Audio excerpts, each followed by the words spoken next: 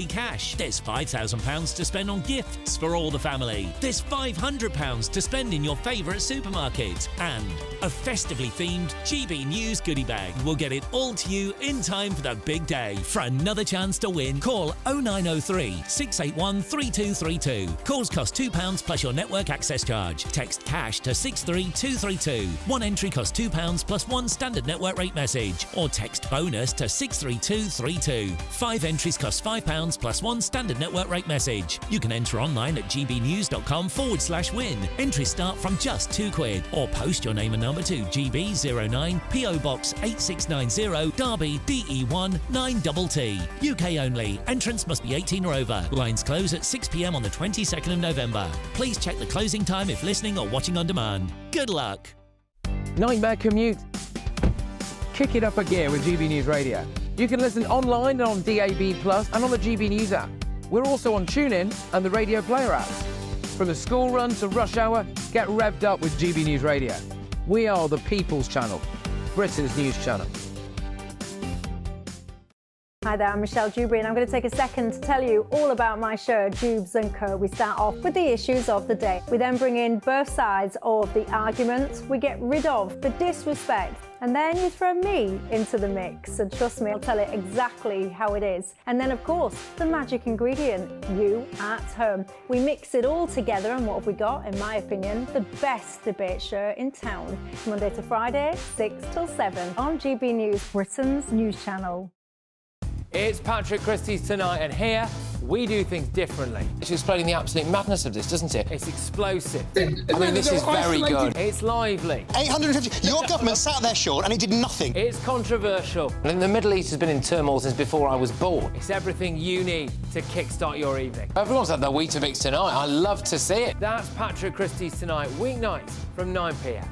Only on GB News, the People's Channel, Britain's news channel.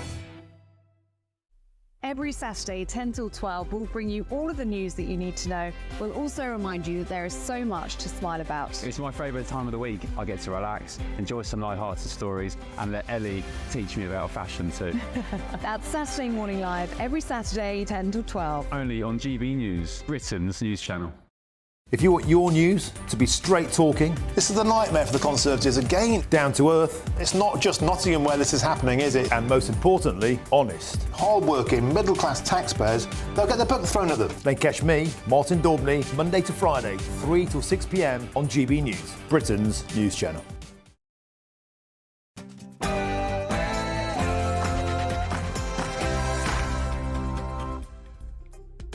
Good morning and welcome to Sunday with Michael Portillo. It's the 17th of November. As we tip into the second half of the month, we are poised between the golden hues of autumn and the icy chill of winter, consoled by the twinkle of Christmas lights that begin to glow in our high streets. I'm delighted to have your company on this mid-November day for 2 hours of art, culture and politics.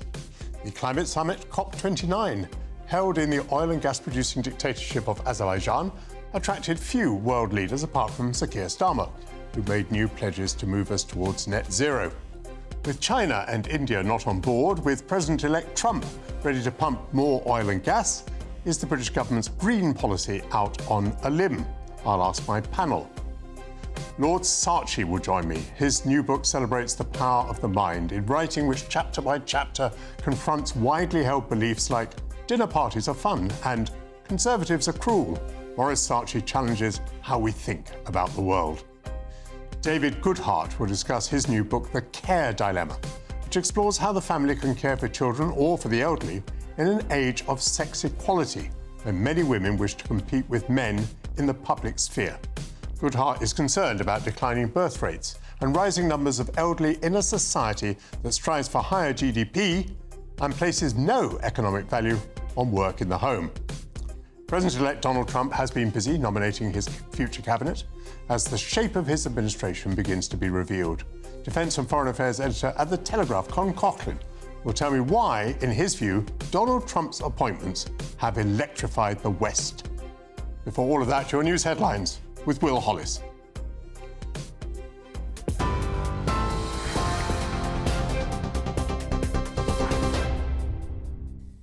Thank you, Michael. Good morning. Your headlines at 11 o'clock. pressure is mounting on the government to reconsider its plan to apply inheritance tax to farmers for the first time. The Prime Minister has been accused of sneaking out like a rat rather than facing farmers protesting at the Welsh Labour conference yesterday. Thousands of farmers from across the country are descending on London this week in objection to the government's plan to tax assets over £1 million by 20% when farmers die. Earlier, GB News spoke to farmer Charles Godby. They now, I'm sure, realise that their figures are wrong. We've got the evidence to show that they're wrong, but they're just burying their head in the sand. They don't want to admit it. We're not a farming dynasty.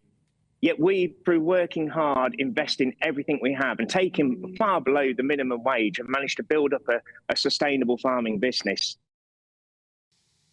The government is expected to announce an Italian-style immigration deal with countries like Kurdistan and Vietnam. The Times reports the Home Secretary is preparing to pay millions of pounds to countries to fund more preventative measures by stopping migrants from journeying to Britain. Despite scrapping the Conservatives' flagship Rwanda plan, Labour is said to be modelling their immigration policy on that of Italian Prime Minister Giorgia Meloni's deal with Albania. The Home Office has not confirmed to GB News which new countries they may be speaking with or the specifics of any reported deals. Meanwhile, there are reports that Donald Trump's team are looking at plans to deport illegal migrants to Rwanda, following the scheme that was drawn up by the former Conservative government. The president-elect is reportedly considering a number of different countries to send illegal immigrants to. A source close to Trump's team has said he campaigned on a promise to crack down on illegal immigration, and he is determined to stick to it. To China now, and China is ready to manage difference while working with Donald Trump, according to the country's president. Xi Jinping met with American President Joe Biden for the final time at the Asia-Pacific Economic Cooperative Summit in Peru. President Xi said that despite ups and downs, the relationship between the two countries has been stable during the last 4 years. Meanwhile, Joe Biden said competition should not veer into conflict. President-elect Trump has pledged to apply tariffs to Chinese imports, and during his last term in office, he labelled COVID the Chinese virus. £1 billion in extra funding for bus services has been announced by the government. Areas receiving an unprecedented amount of funding include Peterborough, the Isle of Wight and Torbay, with £712 million for councils and more than £200 million for operators. Bus fares went up by 50% recently, where they are now capped at £3 for a single trip. Earlier, GB News spoke to Transport Secretary Louise Haigh.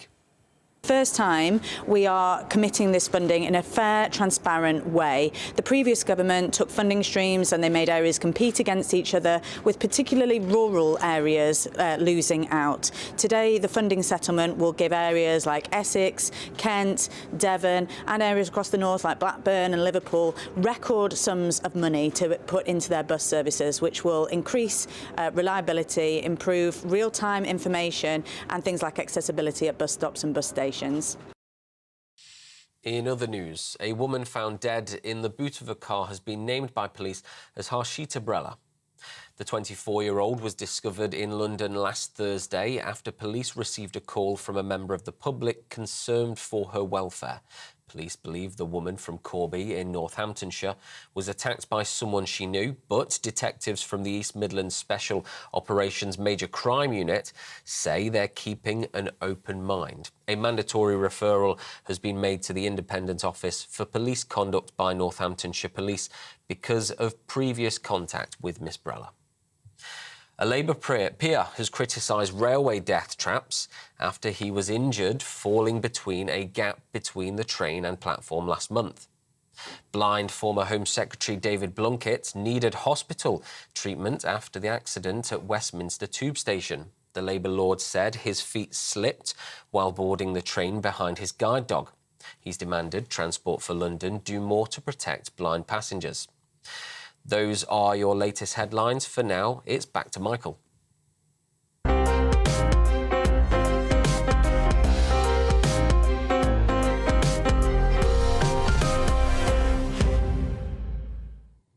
Thank you very much, Will Hollis. As deadlines approach for Britain to meet the net zero obligations that governments have imposed on us by law, the costs involved are becoming clearer. Steelmaking in South Wales closed in September, but we must still import steel. British oil and gas production will be ended by degrees, but we must import fossil fuels. Installing heat pumps in our homes will be hugely expensive, and electric cars are not proving as popular as politicians hoped. Most importantly, the United States is departing from the Western consensus. It will increase its oil and gas production and improve its energy security. Is Britain, vocal leader of greenery, in a global minority and harming itself? My panel consists of the former Chief of Staff and Senior Special Advisor to Nadine Zahawi, James Price, the pollster Scarlett Maguire, and political correspondent at The Spectator, James Heal. Welcome to you all to GB News. James Heal, do you think the British government has fully taken on board yet the importance in terms of the green agenda of the Trump victory?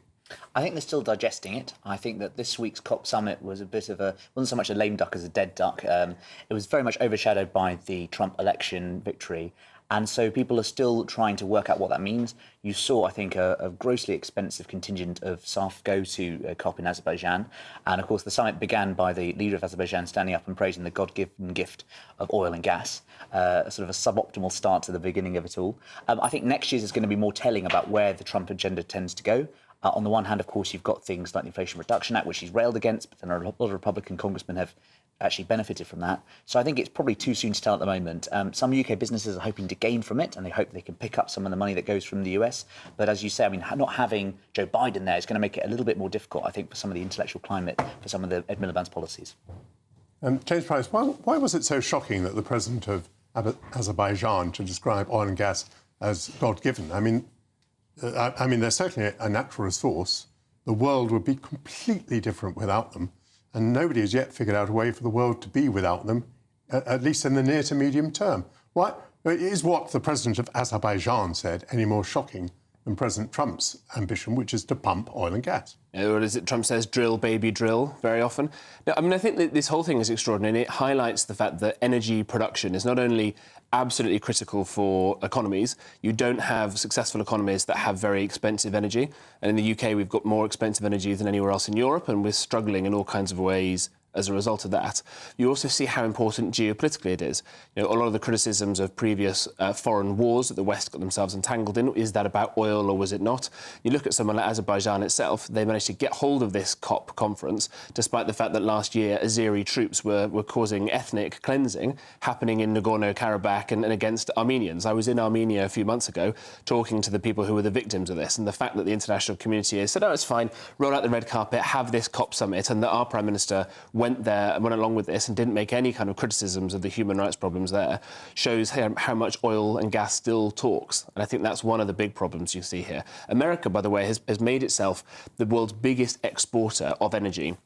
That's mostly from fracking, which we've banned in the UK, but it means that energy bills in America are half what they are in the UK. But in the same places that are doing that, places like Texas, also massively producing renewables as well. America has transformed the way that the energy sector works there, and they're benefiting enormously from it. We're not doing that, and we're going to get left behind again and again, I fear. Scarlett Maguire, you're from the pollsters, JL Partners. By way of introduction, how did you call the United States election? Called it correctly. That's the short answer, yeah. How correctly? Very correctly. We were the most correctly. Yeah, it sounds like Donald Trump himself now, but yes. Did you get the popular vote right as well? We got Trump's share of the popular vote right. We slightly underestimated Kamala Harris, but we were still pretty much bang on. OK, those are your words of introduction. What do you know about movements in public opinion on the green issue in the United Kingdom? I actually think it's one of the more neglected areas of public opinion, and I think it's one of the ones that's sort of undergone some of the most interesting shifts, which people haven't, and I think especially politicians and businesses, haven't necessarily taken on board yet. Which is to say, over the last year or so, we've seen a steady shift away from a sort of conscious effort amongst the public, or a wish to see a conscious effort to fight for reduced carbon emissions at a cost to the country. So you can see that climate and the environment has fallen in terms of where people place it in their top issues. So NHS, the economy, immigration dominate. It's now in those sort of second-tier issues with things like crime and housing. And if it continues its decline, it will fall further. You can also see now that more people say that it should not be prioritised ahead of other spending areas than it should be. And you can see as well that there's less appetite to see Britain play, in inverted commas, a leading role in fighting climate change if other industrialised nations aren't. And I think that's all quite an interesting backdrop to what we saw Keir Starmer do at the latest COP summit, because it is sort of out of step, I think, with where a lot of the public are at the moment. James Hill, do you think, assuming for the moment that Scarlett is right, that those polls are right, do you think there's anything that Labour can do to get itself back in step with the public, using Scarlett's term? I think certainly they need to be selling the benefits of net zero, talking more about the jobs. I think if you look at, my understanding, if you look at public opinion in terms of what they think a green job is, often you think of people sort of wearing, I think, sort of high-vis jackets, etc., and not really doing much, all sort of green lobbyists in London. They need to be really making the point about where these jobs are in the country. I also think they ought to be making more of their mission-led government. One of those, of course, is clean energy by 2030. I think they should be taking journalists, policymakers, opinion makers into the ministries, actually making clear what they are doing and trying to sell this as a big thing. And also, I think, trying to make a point about UK benefiting from, say, the USA stepping back on this. If we are going to progress with this, let's try and make some money and upsell the benefits to UK businesses as a result. Not sure how easy that's going to be. Just sticking with you for a moment, James. I mean, we've seen the jobs go in South Wales. There are going to be many fewer jobs in oil and gas, for instance, in Scotland. And it seems a lot of the turbines, the components, are arriving from elsewhere, from China, for example. Absolutely, and that's why they need to be making the point about the beneficiaries of this in the UK production line along the way. And also, obviously, trying to invest in, I think, the local areas where possible and trying to look at the benefits of where the Inflation Reduction Act worked in America and trying to do that here as well. I agree, of course, there's lots of different points, and I think I take particular issue, say, for instance, the way in which the Grangemouth decision was handled. And I think that people like Harriet Cross and the Conservative benches have done a really good job in raising that as an issue. But these are the things Labour will need to do if they are going to keep public consent over the next 5 years going forward and selling these and winning the election in 2029.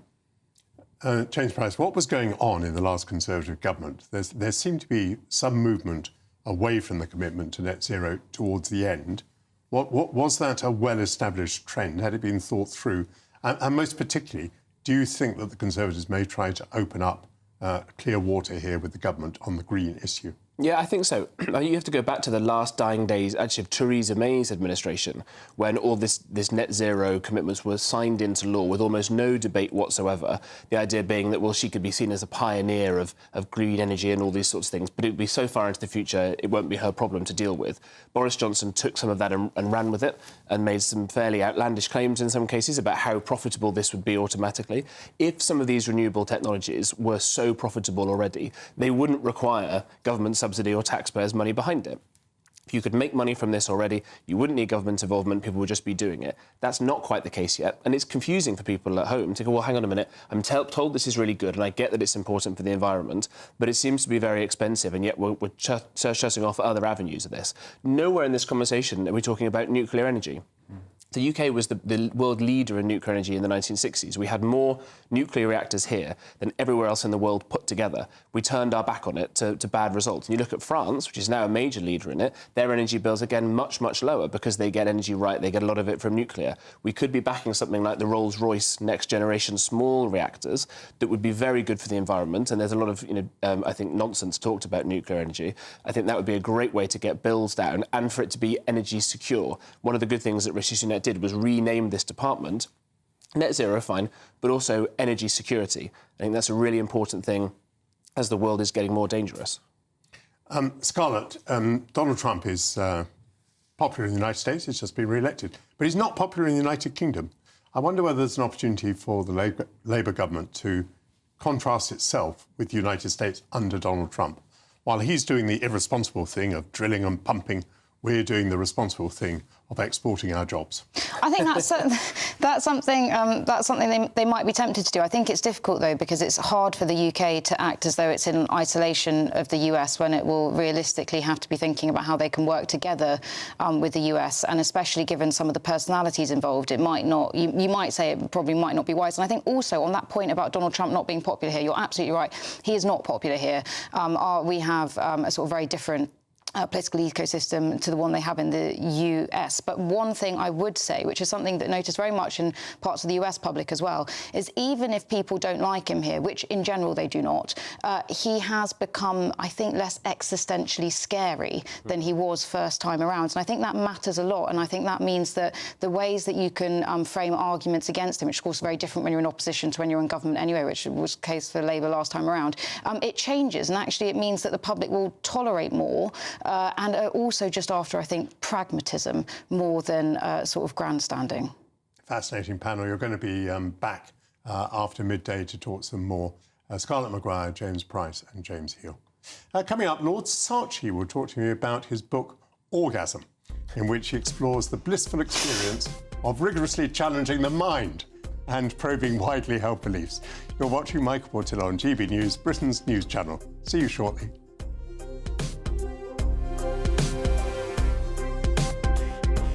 We are proud to be GB News, the People's Channel. And as you know, we always love to hear your views. Now, there's a new way of getting in touch with us at gbnews.com/yoursay. By commenting, you can be part of a live conversation and join our GB News community. You can even talk to me, Bev Turner, or any of the members of the GB News family. Simply go to gbnews.com/yoursay.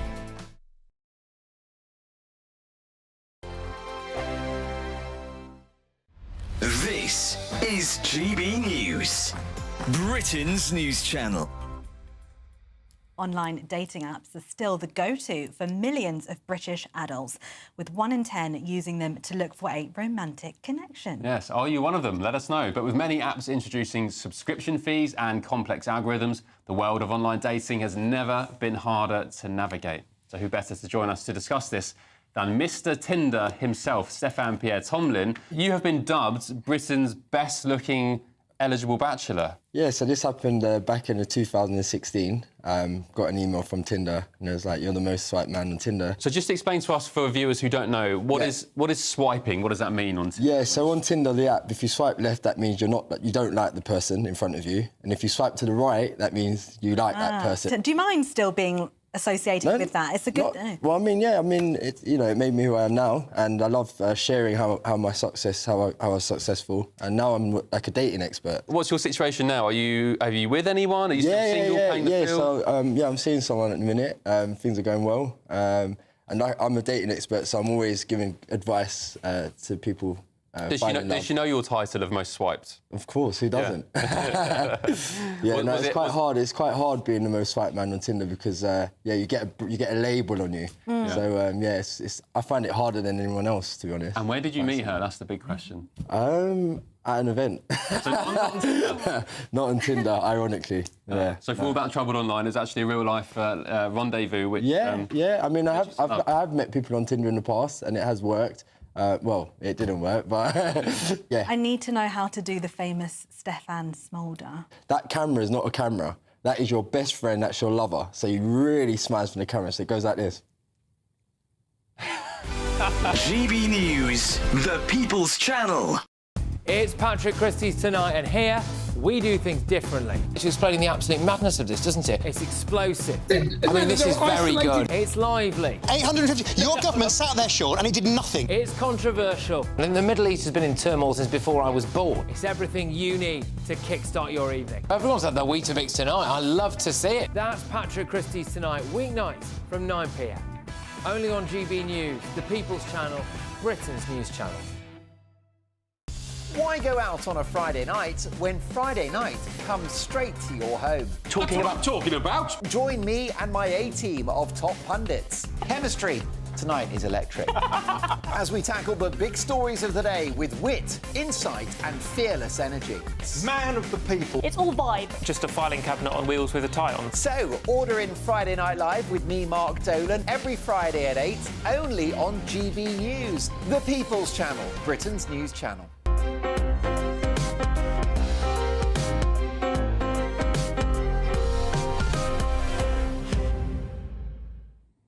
Welcome back to Sunday with Michael Portillo.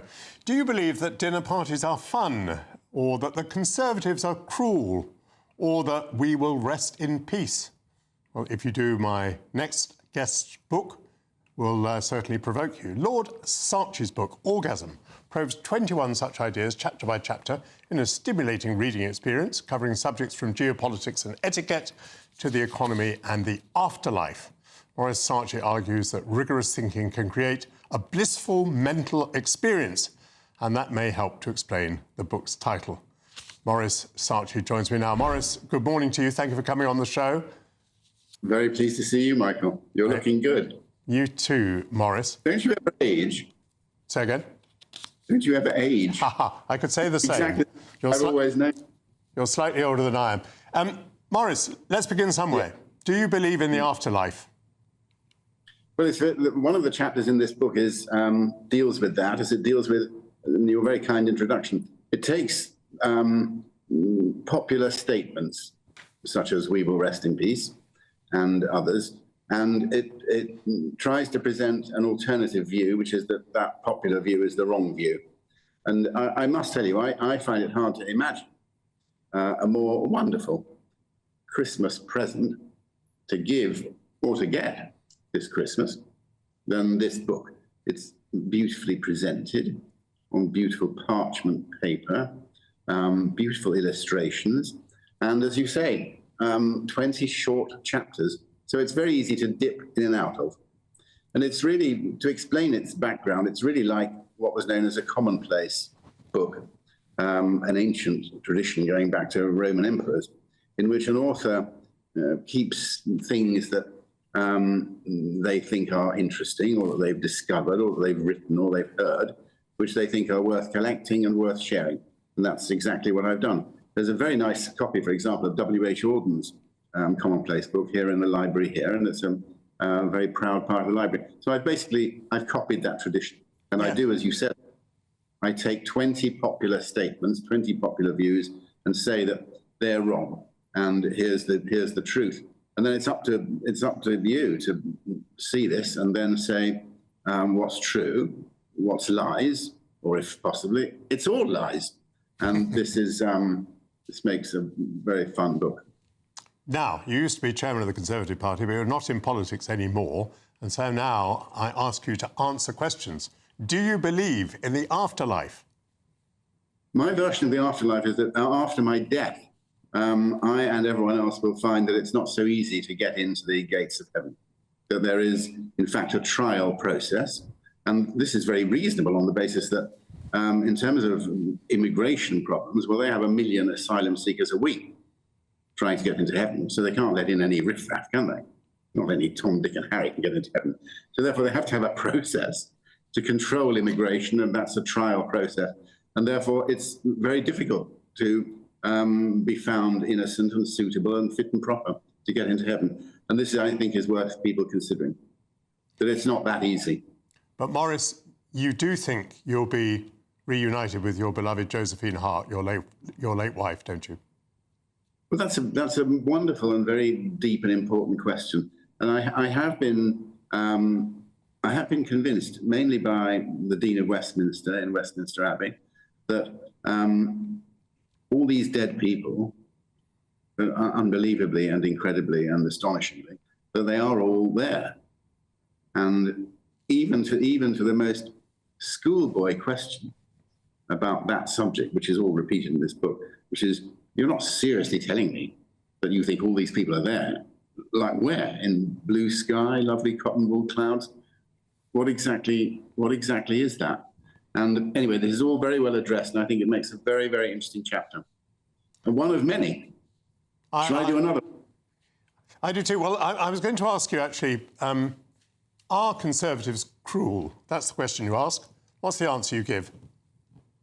The answer I give is that the Conservative Party has always concentrated on economics, and that in concentrating on economics in the way that it has, very successfully for 100 years, it is the most successful political party in the European Western democracy world. And it's concentrated on economics because economics is very important. However, it's often misrepresented that the Conservative Party's interest in economics is a proof, a sign that the party is money obsessed and therefore cruel and uncaring. And I think you can sum up British politics completely in 2 sentences. You'll understand very well, Michael. Conservatives are efficient but cruel. Labour is caring but incompetent. So you can see there that if you have a situation in which the Conservative Party turns out to be, in people's opinion, inefficient and cruel, well, then you're likely to have a very bad election result, which is exactly what we just did. And why? So you have quite a lot to say to Kemi Badenoch. I mean, the first thing you'd say to her would be, read my book, please, I suppose. Well, that's absolutely the first thing. It's a perfect Christmas present for her to give, as I was saying. So that's number one. So after she's done that, well, then her level of wisdom, which I'm sure is already very high, will be greatly increased, and she'll be able to address the complex, provocative, controversial issues aired in this book. Shall I do another one for you? Yeah, I can tell you're dying to, so how can I hold you back? Well, I may as well. Well, let's just take something really provocative and really controversial. One of these statements that people make every day is about Russia, is that Russia is bad. And we all know why. In relation to Ukraine, this is terrible, they're monsters, they're bullies, they're appalling people. Well, the thing that's worth mentioning, which is in this book, and I really recommend this for people to look at in relation to wars like Ukraine. President Kennedy, 6 months before he was assassinated, he addressed the commencement school class at the American University, and he addressed the question of how he had avoided the Third World War, which apparently we're very close to any minute. How had he avoided the Third World War in the Cuban Missile Crisis? And he said he answered that question in one word, which he said he was taught during that period, crisis period, which was empathy. And he said he learned to try to understand in a crisis or in a conflict or any trouble between people, he learned to try and understand what was going on in the mind of your opponent or your enemy. And he had a wonderful description, very simple. He told the students that if they run their fingers down the center of the map of Europe, they would understand the Russian view of Europe and where Russia was. And the Foreign Office apparently has a word for it, the Russian view, encirclement. And their fear that American nuclear missiles and in NATO have moved, as they have, Michael, 1,000 miles closer to Russia. NATO has moved 1,000 miles closer to Russia since it was created in 1947. And that is, from a Russian point of view, encirclement and therefore fear. Well, it would be a really wonderful thing if President Trump, don't we all hope, whatever one thinks of President Trump, don't we all hope that if President Trump can follow in the footsteps of President Kennedy and have empathy with Russia, that he will be able to bring a peace for an end to this absolutely appalling war. So I think that's worth reading and worth considering, and I think an original view. And let us hope, Maurice, that it will not just be peace in our time, but peace with justice. Do you want to hold your book up one more time and tell us the title? Because if I give the title, I'll just giggle. Well, the title is Orgasm, and I try to investigate the question of whether it's possible for there to be an orgasm of the mind which is equal in bliss to a physical orgasm. That's very interesting. And theoretically, the way that arises, I'll finish. Theoretically, the way that arises is by addressing conflicting ideas and then for there to be a revelation of true wisdom. That's the purpose of the book. Well done, Maurice. Enjoy the rest of your Sunday. That's Lord Sarchi. All the best. All the best. Coming up, I'll be talking about another book. David Goodhart will be here with me to discuss The Care Dilemma, which asks why public policy appears to be against having and raising children. Please stay with me. You're watching Michael Portillo on GB News, Britain's news channel. Good morning, welcome to your latest GB News weather forecast on the Met Office. Looking ahead, certainly turning much colder for all of us. Some rain around too, and that rain will turn to snow in places from time to time. Out there at the moment, though, we do have some sunshine around, especially across eastern parts of the country. Further west, more in the way of cloud, but even here, the cloud will break up in places to allow some brighter spells. Thickest of the cloud up towards Northern Ireland, where that will produce some patchy rain, and that patchy rain will move towards northwestern parts of England and Wales as the day goes on. Some sleet and snow showers also developing later on across parts of Scotland, with the highest temperatures most likely down towards the far south, with highs here reaching 10 to 11 degrees.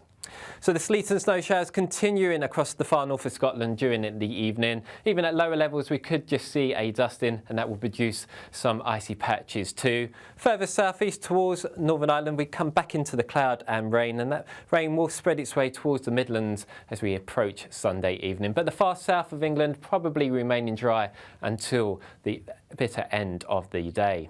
But for many parts of England, Wales and Northern Ireland, it's going to be a fairly wet night. Heaviest and most persistent rain probably across central parts of the country. Scotland, however, largely dry for the main bulk of the country, but still the risk of some further sleet and snow affecting the far north of the country, and under the clear skies, a widespread frost developing here. So for many parts of England, Wales and Northern Ireland, it's going to be a bit of a wet start to the new working week. That rain will ease off a tad as the day goes on, but the driest and clearest conditions will be for parts of Scotland. But even here, we will still see a few wintry showers. And as that rain bumps up into the colder air, it will turn increasingly to sleet and snow across the high ground of England and southern Scotland. Highest of the temperatures down towards the far south again, with potentially 13 degrees. Welcome to State of the Nation, daily plunge into the stories shaping our country. I'm Jacob Rees-Mogg, and Monday to Thursday we bring you the insights, the facts, the truth about how our country is being governed. Because what happens in Downing Street matters down your street. Tune in to State of the Nation every Monday to Thursday, 8 to 9 o'clock. Only on GB News, the People's Channel, Britain's news channel. Mark Dolan tonight is your weekend dose of news, debate and entertainment. This sounds like a wild conspiracy theory. Don't miss My Big Opinion. Mark meets at My Take at 10. Democracy is a funny old thing. And we don't do boring. Not on my watch.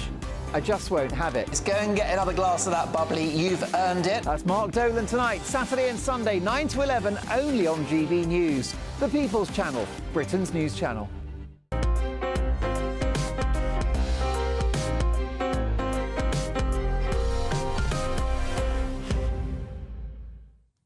Welcome back to Sunday with Michael Portillo.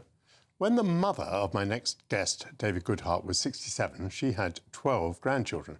He, at the same age now, has none, despite having 4 children.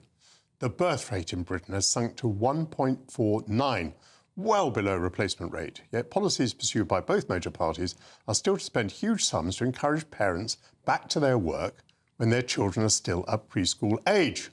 Should we not be helping parents to spend longer at home, asks his new book, whilst recognising that in an age of sex equality, the question is fraught. David Goodhart joins me now. What struck me when I read your book was why we aren't worried about this all the time. This is such a huge issue, and yet not many people give it the time of day. So do you want to set out why this seems such an important issue to you? Well, we've seen such a shift in in our investment of kind of energy and time over the last few decades, sort of from the family and the domestic sphere into the world of jobs and careers and the public realm. And a lot of that has been a good thing, particularly for women. Women have moved, en masse from the sort of 1950s to the 1990s into jobs and careers, and 2-income households are now necessary to pay the mortgage and have a decent standard of living. But we've kind of overshot. I mean, if you sort of... my thesis is that we now undervalue the family, we undervalue the domestic realm, and that has led to lots of the most negative trends in British society. The unstable family. We are the kind of family breakdown capital of Europe, unfortunately. Do you realise that we have about half of children in the UK are not living with both of their biological parents by the age of 14? We have, of families with dependent children, about 24-25% are single-parent households. Mainly mothers, and they're doing valiant work. But of course, it means you don't have the investment in children that a two-parent family can give.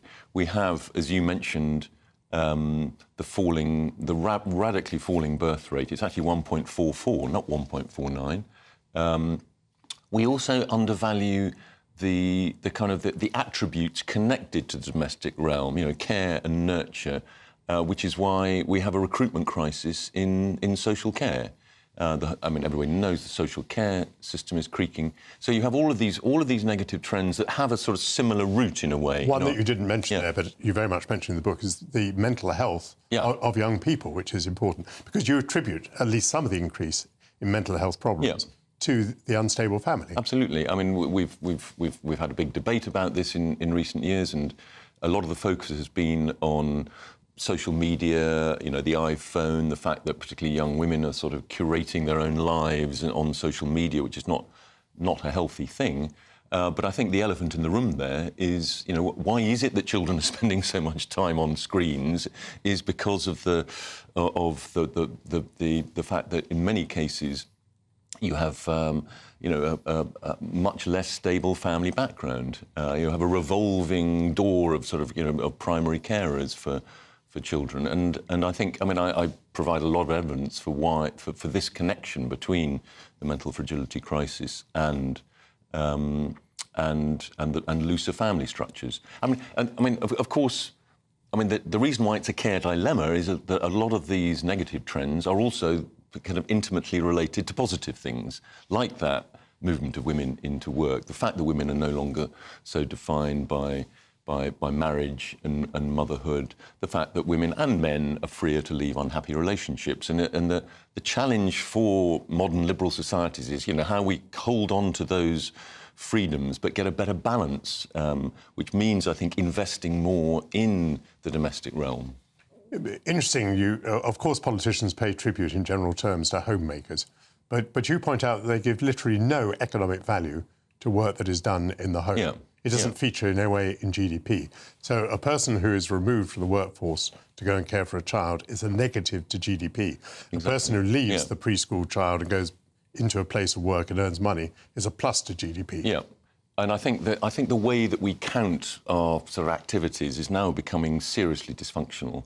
We need a better way of measuring. We need to count the productive work that happens, the productive work of producing, the stable, well-balanced people of tomorrow. It's a sort of civilizational sort of treasury short-termism.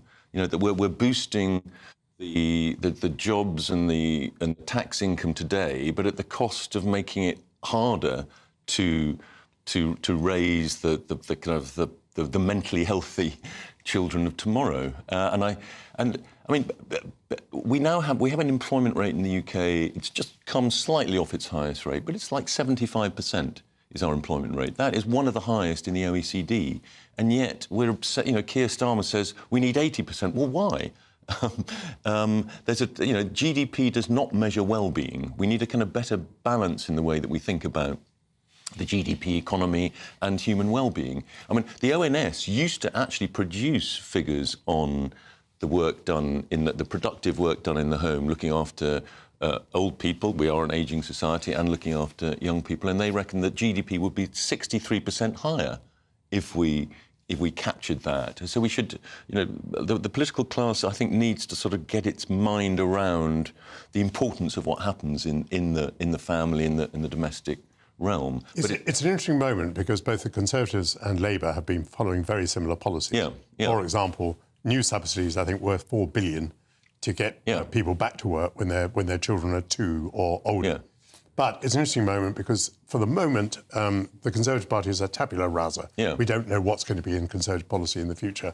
So an opportunity there for a party to pursue a different line? I think definitely, yeah. I mean, I think Kemi Badenoch has talked about the family. I mean, of course, the Tories have historically seen themselves as the party of the family, but they've essentially followed, you know, what one might say loosely is a sort of more progressive line by focusing very much on childcare. I mean, our family policy is essentially about making it as easy as possible for both parents to spend as little time in the family. You know, it's about making it as easy as possible for women to go straight back out to work as soon as they've had children, which a very large percentage, not all, but a very large percentage of women would prefer to stay at home when children are preschool, and probably an increasing number of fathers as well. And it would be possible. We spend a total now of £9 billion on childcare subsidies. Why not give that subsidy direct to young parents so they could then choose whether to subsidise themselves, as it were, to be able to afford to stay at home, or to give it to a nursery, or to give it to granny, or to, you know, to keep it in the home. And in the last few seconds that we've got left, defend yourself against the charge that I know that some people listening will make, that basically this is misogynistic. This is about driving women back into the home. Defend yourself against that charge. Yeah. I mean, just look at what women themselves say. So there is a famous sociologist called Catherine Hakim who says that, you know, British women are divided 20-20-60. 20% are very family-focused, 20% are very career-focused, might also want to have families too. 60% are so-called adaptive. They want to combine work and family, but when children are born in the early years, they want to be able to work less, if at all, or part-time. And if you look at all the surveys, the ideal, you know, we would have far more mothers staying at home with young children. I mean, Jeremy Hunt, when he announced the extra £4 billion, he sort of chided women for wasting their talent on mothering. I mean, it's an extraordinary thing for a Conservative Chancellor to say. I mean, give people the choice. Of course we need decent childcare so women can combine careers and motherhood and you know, reduce the motherhood penalty to as low a level as possible. But also, let's listen to the voices of the women who we tend not to hear, who would prefer to stay at home for at least some of those first 4 years. Hold your book up, if you would, please, David, so that people know what where should I point it? Just like that. That'll be splendid. Thank you. One thing that brought me up short is, you know, I'm one of these people who thinks that people ought to get back to the office as quickly as possible and that working from home is unproductive. But actually, of course, working from home may be one of the answers for how you can combine childcare and competing in the public realm. Well, I mean, it's sort of... we've been talking about quite negative things, but actually you could sort of looking more positively. We're going to be spending more time at home in the years ahead. We're an ageing society, but, you know, older people tend to be at home more. We've got the working from home, but, you know, the Zoom economy, particularly for more middle-class professional jobs. We've got AI that is going to reduce working time, presumably. We've got men investing more in the domestic realm too. I mean, one of the standard answers to my point is, well, men must step up. And actually, men are stepping up more than they're often given credit for. We've moved from about sort of 70-30, 70% women, 30% men in the distribution of domestic and childcare work, to more like 60-40 or even 55-45 in recent years. So, you know, we're going to be at home more. Let's invest more in it. David Goodhart, thank you very much indeed.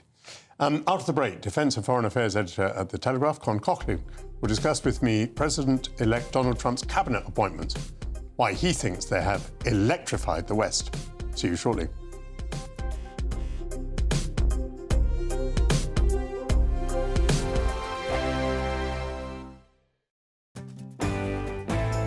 Hello there, I'm Eamon Holmes. Thank you for joining us on GB News, Britain's news channel. In the GB Newsroom, we bring you the news as it happens. With our team of dedicated journalists across the UK. We're ready to keep you up to date with what's happening every half an hour, every single day.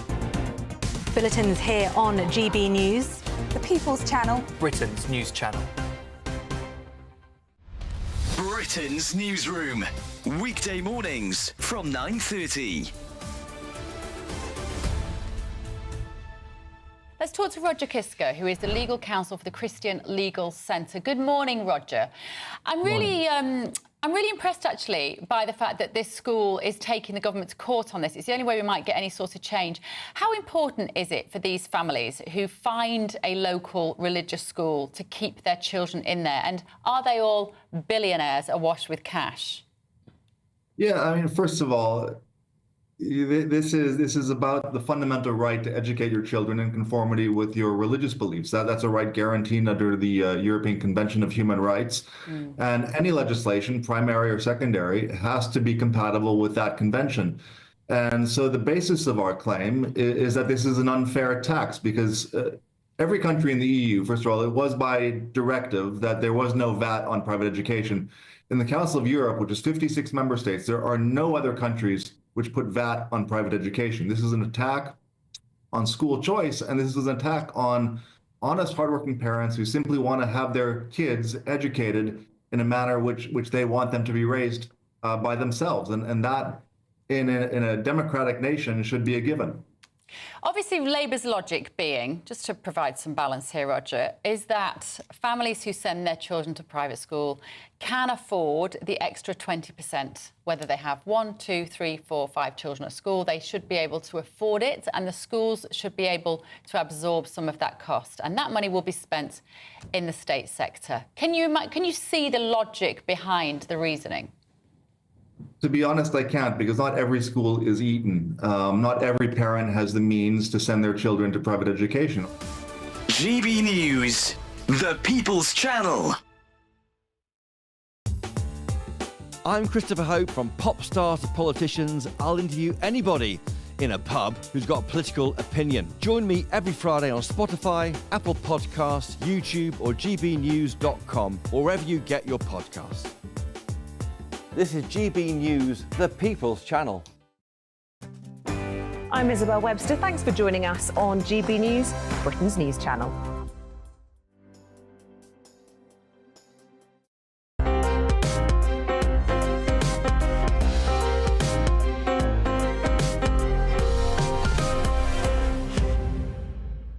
Hello, welcome back to Sunday with Michael Portillo. It's been a busy week for President-elect Donald Trump.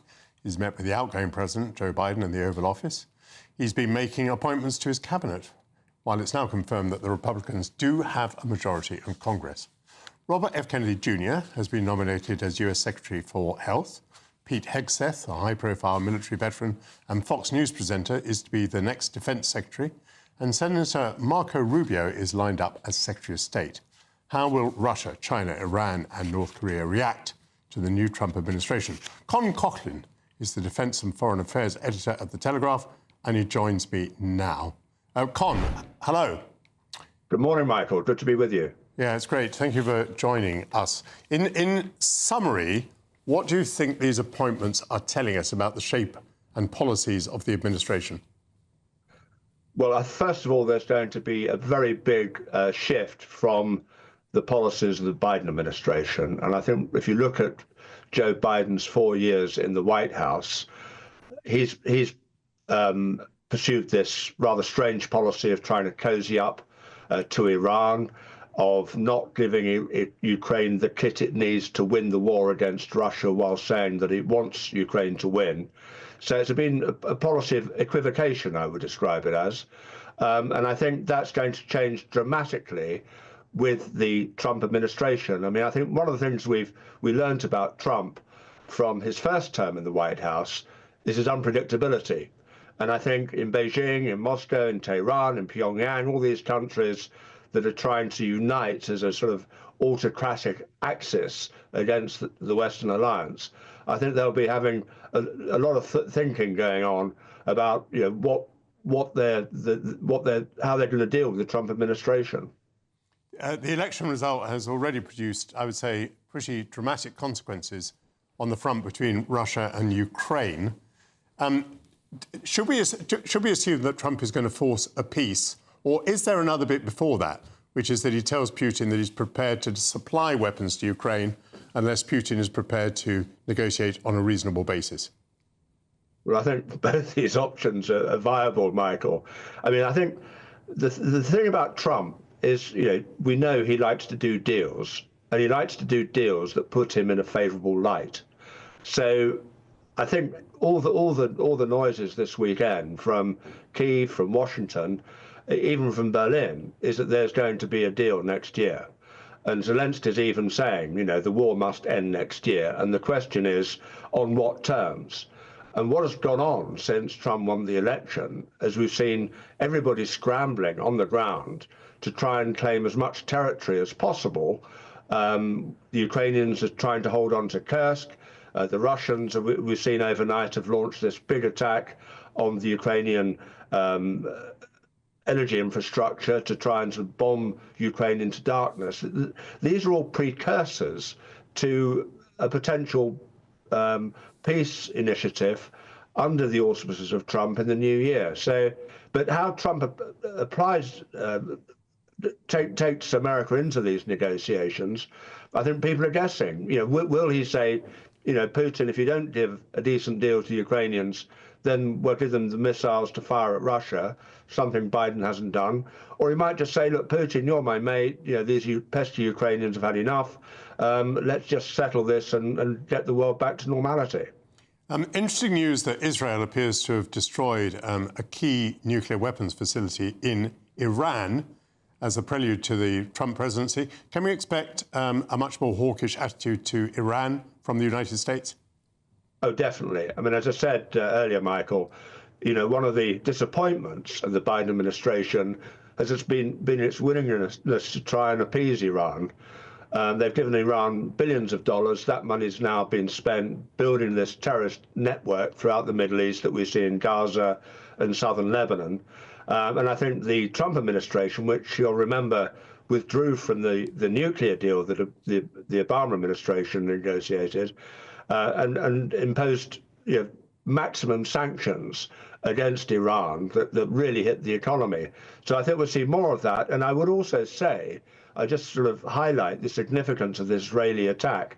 The Parchin military site is something that the UN inspectors monitoring Iran's nuclear activities have been denied access to for coming on 2 decades. And when you look at the small print of all the nuclear deals that we've tried to negotiate with Iran, the Iranians have always kept Parchin off limits. And it's taken the Israelis, not the Americans, to go in and bomb it. And it looks like they've destroyed it. So, you know, the Iranian nuclear issue is about to come centre stage again. Colin, we're running out of time. Could you very briefly say what you think the impact's going to be on Europeans, mainly, I suppose, on our defence spending? Well, you're a former defence secretary, Michael, and you'll be aware that our defence is in a rather parlous state. We're not spending enough money on defence. The Labour government says it's got a review being undertaken by Lord Robertson. They've said they want 2.5% on defence, but they can't give a time frame. I think this will concentrate a few minds in Whitehall that we've got to do something. And the same goes for Europe, where the Europeans who are not paying their fair share towards the defence of Europe are going to have a very rude awakening unless they raise their game. Colin Coughlin, it's a brilliant piece you wrote that this interview is based on. Thank you very much indeed. That concludes the first hour of Sunday with Michael Portillo on GB News. Stay tuned, please. In the next hour, I'll discuss the revelation that a criminal network is forging artworks by Banksy, Andy Warhol and Pablo Picasso.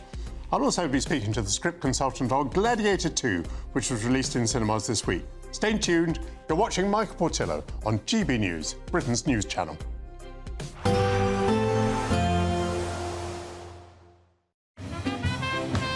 There will be a light breeze in the morning, leading to a warm front. Boxed heat pumps, sponsors of weather on GB News.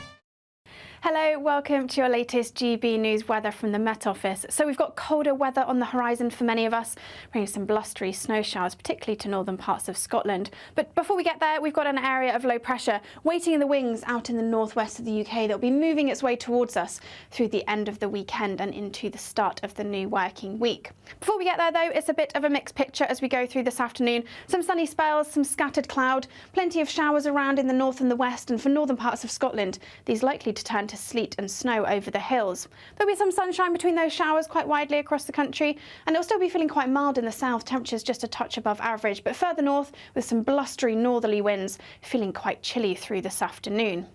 As we then go into this evening, those showers continue to pile in across northern parts of Scotland. Perhaps we could see up to around 10 centimetres of snow across the high ground by the time we get to Monday morning, and it will be a really quite chilly end to the evening, particularly where we see those clear spells. For parts of Northern Ireland, northern parts of England, perhaps a bit more cloud around, so those blustery showers pushing in from the northwest. And for much of England and Wales as well, it will be a cloudy end to the day on Sunday.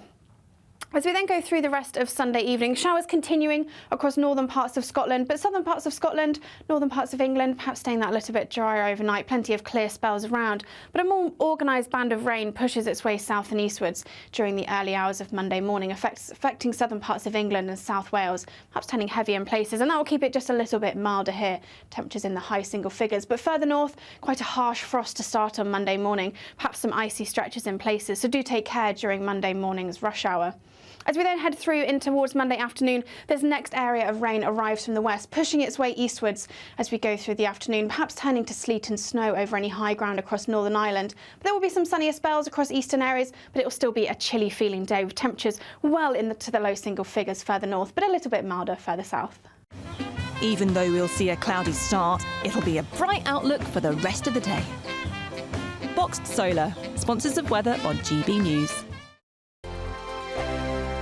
This is the final week to grab your chance to win Christmas on Us this year. There's £20,025 in tax-free cash. There's £5,000 to spend on gifts for all the family. There's £500 to spend in your favourite supermarket. And a festively themed GB News goodie bag. We'll get it all to you in time for the big day. For another chance to win, call 0903 681 3232. Calls cost £2 plus your network access charge. Text cash to 63232. One entry costs £2 plus one standard network rate message, or text bonus to 63232. 5 entries cost £5 plus one standard network rate message. You can enter online at gbnews.com/win. Entries start from just £2, or post your name and number to GB09 PO Box 8690 Derby DE1 9TT. UK only. Entrance must be 18 or over. Lines close at 6 p.m. on the 22nd of November. Please check the closing time if listening or watching on demand. Good luck. Mark Dolan tonight is your weekend dose of news, debate and entertainment. This sounds like a wild conspiracy theory. Don't miss My Big Opinion. Mark meets at My Take at 10. Democracy is a funny old thing. And we don't do boring. Not on my watch. I just won't have it. Let's go and get another glass of that bubbly. You've earned it. That's Mark Dolan tonight, Saturday and Sunday, 9 to 11, only on GB News, the People's Channel, Britain's news channel. Welcome to State of the Nation, daily plunge into the stories shaping our country. I'm Jacob Rees-Mogg, and Monday to Thursday we bring you the insights, the facts, the truth about how our country is being governed. Because what happens in Downing Street matters down your street. Tune in to State of the Nation every Monday to Thursday, 8 to 9 o'clock. Only on GB News, the People's Channel, Britain's news channel. Hi there, I'm Michelle Dewberry, and I'm going to take a second to tell you all about my show, Dubes & Co. We start off with the issues of the day. We then bring in both sides of the argument. We get rid of the disrespect. And then you throw me into the mix. And trust me, I'll tell it exactly how it is. And then, of course, the magic ingredient, you at home. We mix it all together, and what have we got? In my opinion, the best debate show in town. Monday to Friday, 6 till 7 on GB News, Britain's news channel. It's Patrick Christies tonight, and here we do things differently. It's explaining the absolute madness of this, doesn't it? It's explosive. I mean, this is very good. It's lively. 850. Your government sat there, Sean, and it did nothing. It's controversial. And the Middle East has been in turmoil since before I was born. It's everything you need to kickstart your evening. Everyone's had their Weetabix tonight. I love to see it. That's Patrick Christies tonight, weeknights from 9 p.m. Only on GB News, the People's Channel, Britain's news channel.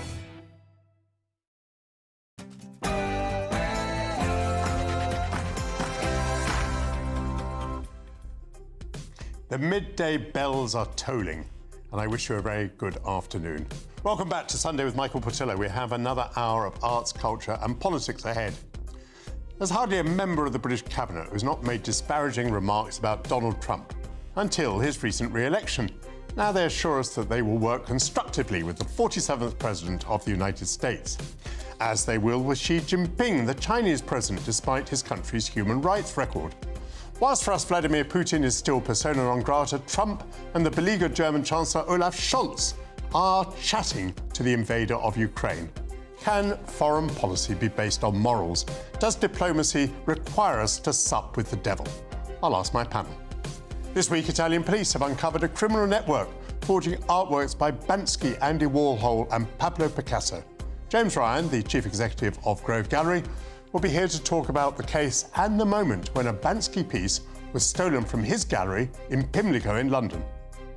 So Ridley Scott's Gladiator 2 was released into cinemas on Friday and has received favourable reviews from the critics. There's plenty of movie star glamour involved, but it depicts things that supposedly might have happened during the Roman Empire. The script consultant on the film, Alexander Mariotti, will join me live from Rome. And the new executive head chef of Michelin-starred Pied à Terre, Phil Kearsey, will tell me what customers can expect from a menu that showcases modern British cooking with classical French roots. And before all of that, your news headlines with Will Hollis.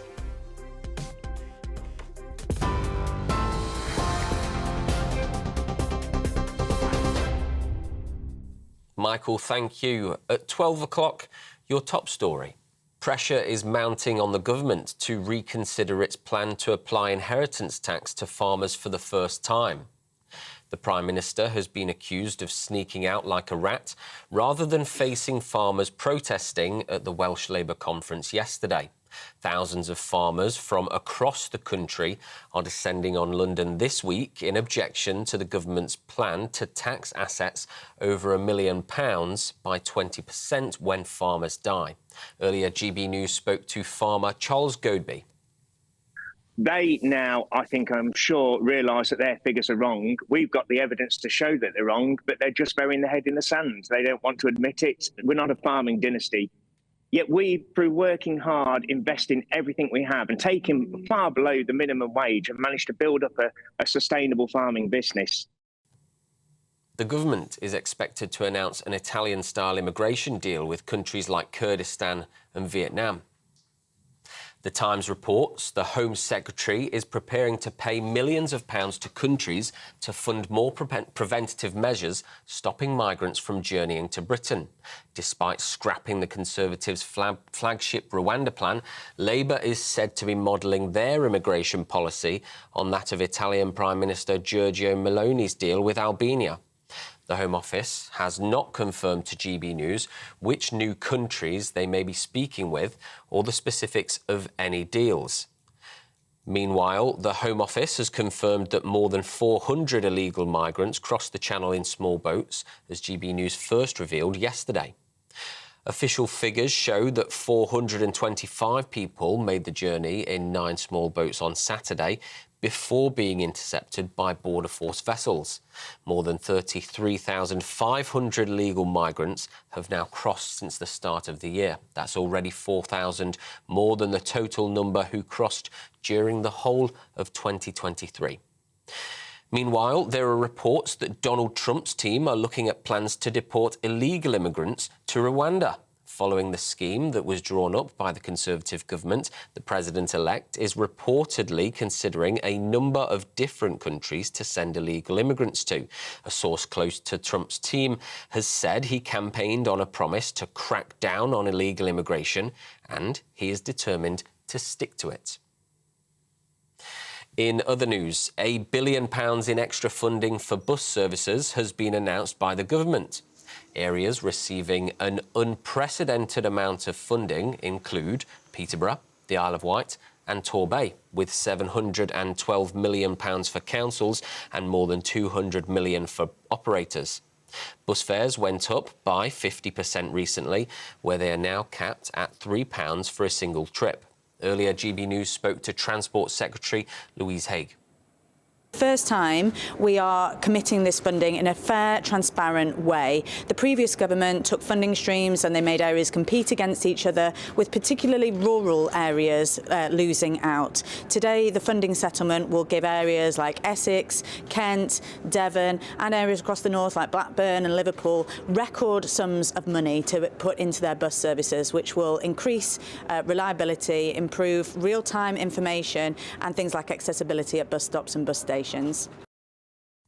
In other news, a woman found dead in the boot of a car has been named by police as Harshita Brella.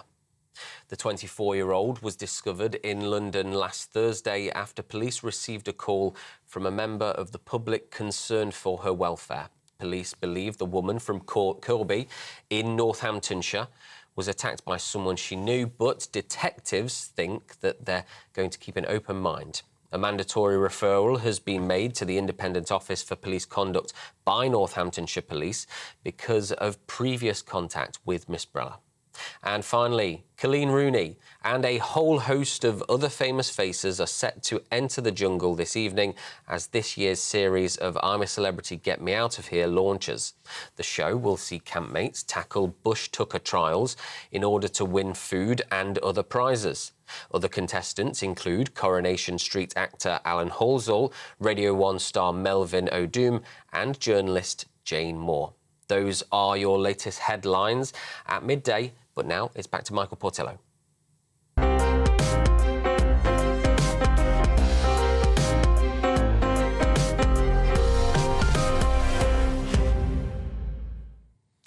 Thank you, Will Hollis.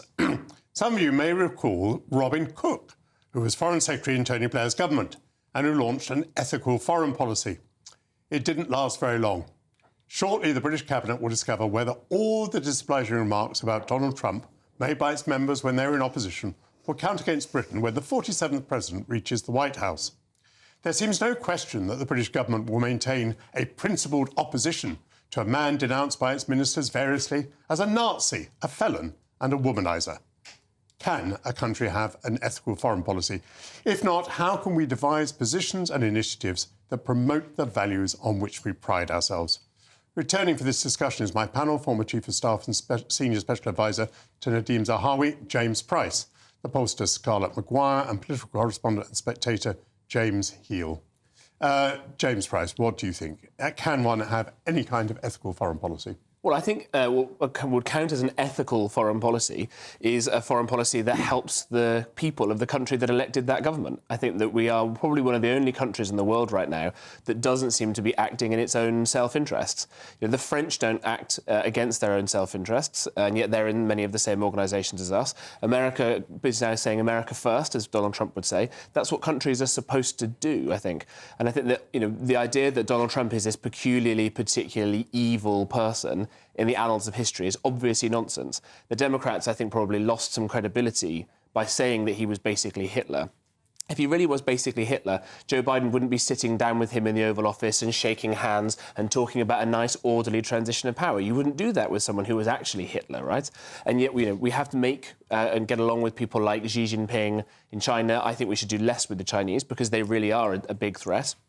The way they spy on us, the way they're locking up people in Xinjiang and committing, potentially genocide there. Certainly we should be doing even more to combat people like the Iranians and the Russians than we're currently doing. That seems to be an ethical foreign policy, to go after the worst people in the world. And for all the kind of hypocritical nonsense about soft power, this idea recently that David Lammy and Keir Starmer have been giving away British territory in the Chagos Islands, which we'll talk about it some more as well, we have a chance to use some kind of ethical foreign policy, or at least soft power, with Donald Trump, someone who time and again has shown that he loves the United Kingdom. His mum comes from Scotland. There's a video of him on the campaign trail showing pictures of him meeting the Queen and meeting King Charles, saying, God, isn't this great? We have a chance to get carve-outs from all the kind of tariffs that are coming the way of the Europeans. And are we going to not take it now to stand in solidarity against him? It's absolutely nonsense. Lots of ideas there.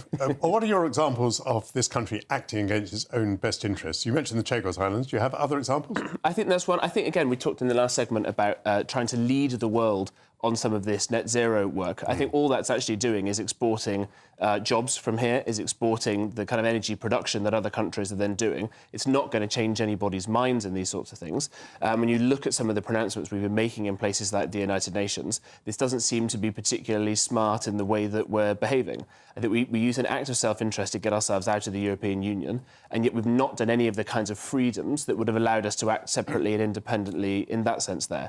And at every opportunity, we seem to be acting against this. It was Gus O'Donnell, who people may remember was the Cabinet Secretary for a long time, who said, you know, people seem to think that the government should be acting in the national interest. Well, I think we should be acting in the global interest. And some would maybe go so far as to say that was slightly treasonous talk. You don't see that happening with other countries. Scarlett Maguire, I felt recently that Israel has sort of given the world an example of what a defence policy ought to be. I wonder whether Donald Trump is going to give the world an example of what a foreign policy ought to be. Going back to James's point, that a defence policy and a foreign policy ought to be in the interests of the country whose policy they are.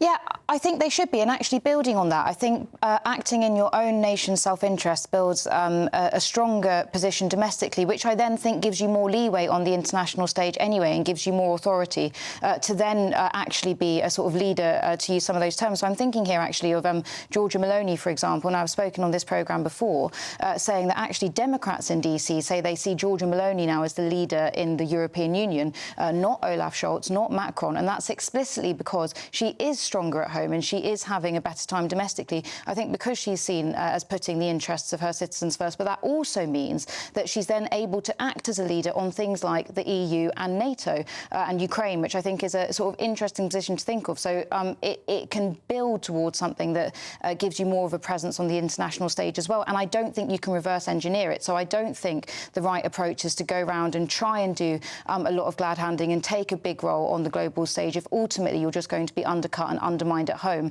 because other leaders will see that and appreciate that you are not as strong as you seem and not in as good bargaining position. But I do think, though, I think with Labour it's interesting because obviously we've heard a lot of the language they used when they were in opposition to describe Donald Trump, but they have struck a very different tone. And actually, even in their last year of opposition, they were striking a very different tone on Donald Trump. I think especially when Biden was still at the top of the ticket, it looked fairly obvious how this was going to go. And so then you had people like David Lammy actually in particular, in quite an about term from the position he was taking in 2016, 2017, making a lot of effort to cozy up to Republicans and to develop those relationships. So actually, I'm not sure whether we will see that sort of instinctive, taking against Donald Trump as we saw before. Scarlett, to some extent, you can have the foreign policy that you can afford. I mean, we would very much like to help Ukraine to win, but we can't afford that on our own. No, absolutely. We are dependent on other people. And I think, again, that's why I think you have to first start looking at what your domestic situation is like and what that enables you to do on the international stage. James, we're going to have to swallow pretty hard over Ukraine. I think for Europeans it's going to have very painful memories of Munich. We're going to go on treating with the Chinese, and there'll be some sort of footnote to every press release saying that, of course, the Foreign Secretary during his visit raised the question of human rights of the Uyghurs and so on. But really, we are powerless, partly because we are so weak. Yes, I think that claims to having ethical foreign policy tend to be born out of hubris produced by certain societies at certain times. I think we've been very lucky for 30 years. We had the post-Cold War peace dividend. We had a world where we could almost have unipower, where we basically were able to do what we wanted. And I think, but the danger is, of course, for instance, Robert Cook has made that speech. 6 years later, he ended up resigning from Tony Blair's government over the Iraq War. And so I think that the UK and the US for too long have enjoyed it, and I think not taken the steps to prepare ourselves and future-proof ourselves for the next 20 and 30 years. Churchill referred to the 1920s and 30s. He talked there about Munich as the locust years, the years when the sort of great 1918 peace was then whittled away and others were allowed to retrench. And I think that a lot of the woolly thinking about what national interest and conflating that with the global interest has failed to take account to that, failed to take a pessimist view of the way human nature is, and also the fact that human societies, when we talk about morality and ethics, do not have the same view. The ethics of the Kremlin and, say, Beijing are very different in terms of how they approach the world. And it is a mistake and folly to think that we're going to be like this, just like 130 years ago when Gladstone did the Midlothian campaign in 1880. Of course, 4 years later, he was invading Egypt. So I think that invariably you tend to have these great claims and hubris is followed by nemesis. James Heal, I have been astonished by the fact that we now have a war in Europe. And yet it seems to have made almost no difference to public opinion or government policy vis-à-vis defence?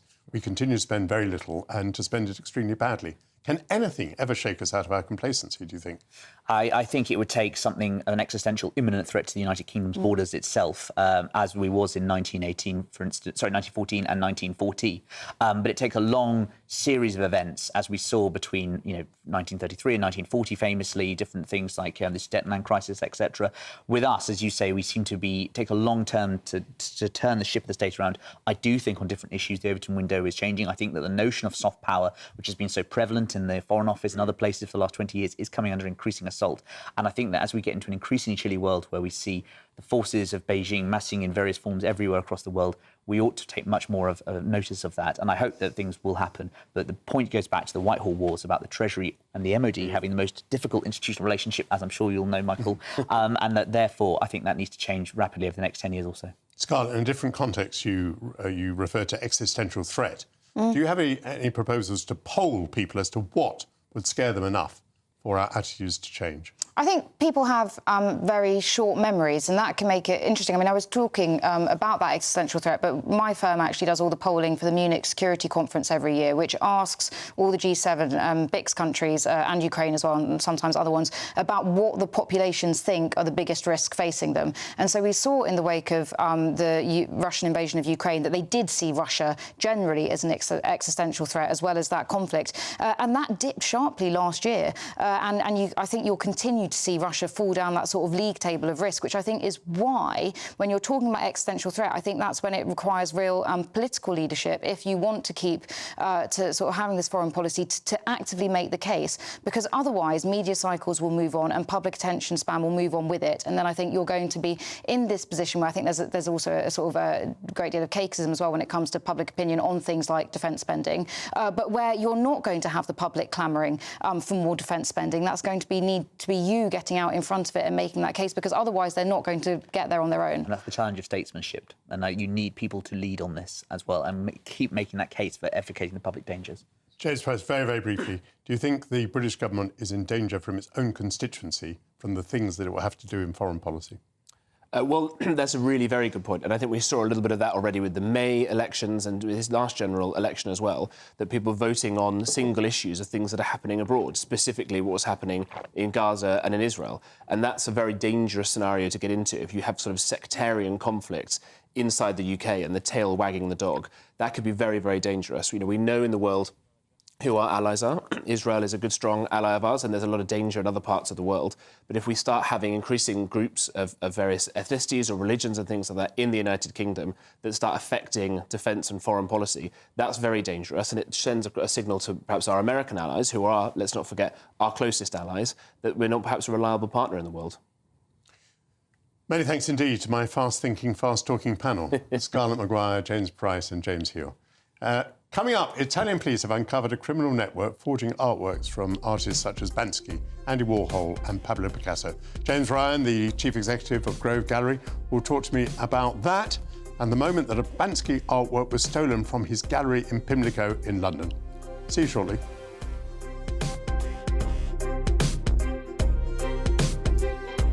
We are proud to be GB News, the People's Channel. And as you know, we always love to hear your views. Now, there's a new way of getting in touch with us at gbnews.com/yoursay. By commenting, you can be part of a live conversation and join our GB News community. You can even talk to me, Bev Turner, or any of the members of the GB News family. Simply go to gbnews.com/yoursay.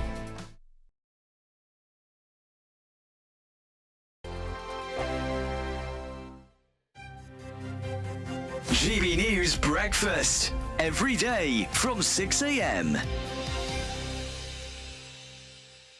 Go on, Eamon. Go on, Eamon. What does Eamon mean? I mean, I must admit, I never liked my name, ever. And then I realised that it's made me more individual because there are no other Eamons about. So therefore I can go by, whereas no one would know Isabel. She's Isabel Webster. She'd have two names. Penny. But Isabel means something like polite. But I was named after the TV presenter. My mother was in hospital, couldn't think of a name, and the TV presenter, Eamon Andrews, popped up on the television, and she said, "Oh, he's got hair like my Eamon," and she called me Eamon after him. Oh, lovely! Oh, that may have determined what I ended up doing.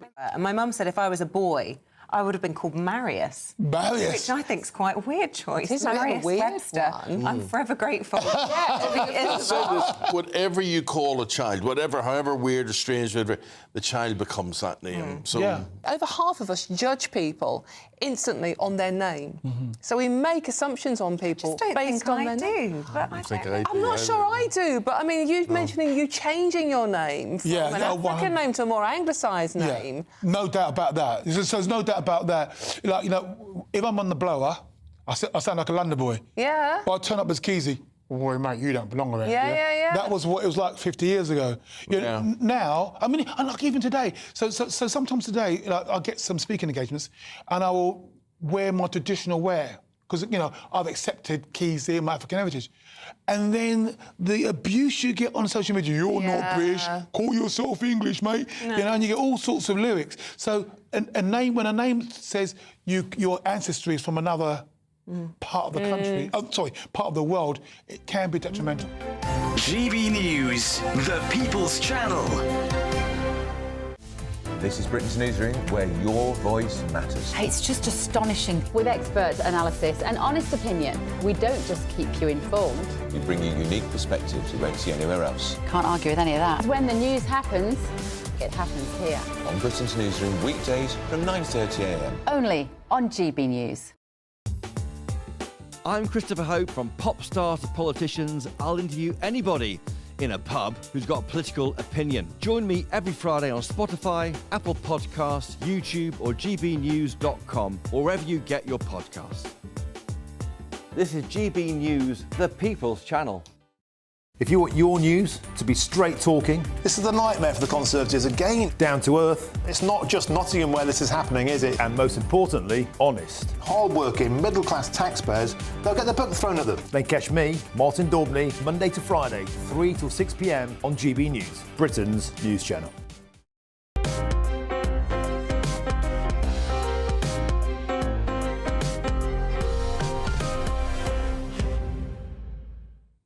Welcome back to Sunday with Michael Portillo. Bansky's Girl with Balloon is arguably one of the artist's most recognisable images. So when a limited edition print signed by the artist was stolen from Grove Gallery in London, an investigation was launched by the Metropolitan Police's flying squad. The work was thankfully retrieved. The desire to own great works of art has once again become evident this week, albeit a little further afield on the continent. Police in Italy have uncovered a criminal network forging artworks by Bansky, Andy Warhol, Pablo Picasso and others. Investigators said that they've seized more than 2,100 fake pieces of art with a potential market value of about £165 million. With me to discuss that case is the Chief Executive of Grove Gallery, James Ryan. Hello, James. Hello. So, good afternoon. Were you pretty much aware that forgery is going on this scale? Unfortunately so, yeah. As with any sort of lucrative industry, the art world in the UK accounts for about £50 billion pounds annually in revenue. So, again, chancers and organised gangs will, try to target and pass off fakes as genuines. And again, it's the same with many industries, from luxury goods sector, handbags, right the way through to luxury watches, and the same in art. Right, but you can have 10,000 or 100,000 handbags, but in principle you should only have one of a piece of art. Correct. So how does forgery work? I mean, do people not know where the original is, or are some of these forgeries takes? I mean, I can imagine with Bansky, because, he's an unconventional artist. I don't suppose anybody has the catalogue. I suppose with Bansky, you could be sort of creative. You could say, this is a Bansky. Is that how it works? Yeah, so when it comes to the authentication side of things, not many people would know this unless they're doing a lot of due diligence, but he has an authentication process called pest control. So essentially, one could go to pest control and try to authenticate, is this a genuine piece? The same happens with Picasso, the Picasso estate. the Andy Warhol Foundation is obviously in existence, but they have had litigation battles before. So I think the key thing is in the art world is to have tighter regulation anyway. Having someone in the UK lobbying for a regulation no different to that of the FCA in the financial world. It would be great to have tighter regulation in the UK and across Europe. But yeah, the art world needs to tighten up. It is known as a bit of a Wild West out there because people will try and chance it with these forgeries. You're quite right. There's only one actual original, but even auction houses have been hoodwinked before because they're that good. However, there are companies such as Art Discovery. There's also a couple of other businesses out there that utilise technology and scientific sort of advancements to spot these, forgeries or attempts at forgeries. But it's a very costly exercise. So whilst it will impact arts, or Banksy or Picasso prices in some way, shape or form, the authentication process is costly, so that should drive up the difference between the two, if that makes sense. I suppose the prolific artist is particularly vulnerable. I mean, I think there are only about 100 Velázquez in the world. Mm-hmm. However, Picasso was incredibly prolific. Yes. I mean, even if you have a familiar image in your mind, like, a woman crying, he may have done 50 of those because he was doing studies for Guernica, for example. Absolutely, yeah. So the prolific artist perhaps is particularly vulnerable? Yes, yeah, because they're highly sought after. Obviously, that makes sense. People would like the idea, or to have a house party or a dinner party and say that's the Banksy, because it's so iconic. People would be able to put two and two together. The Banksy girl with balloon is an iconic image. The Picasso and Warhols are the exact same.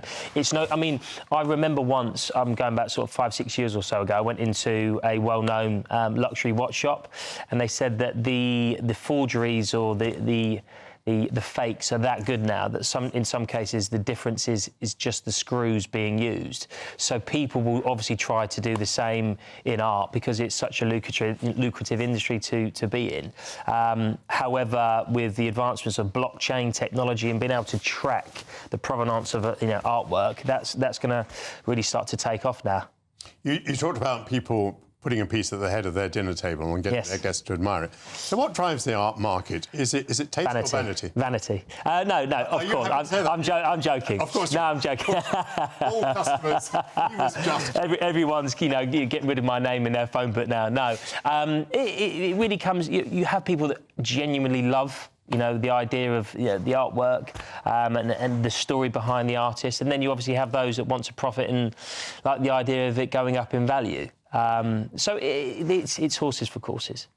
The burglary that you suffered is sub judice, so we have to be careful what we say about it. But it must have been a bit of a shock to you. I mean, was it a broken window, a smashed door?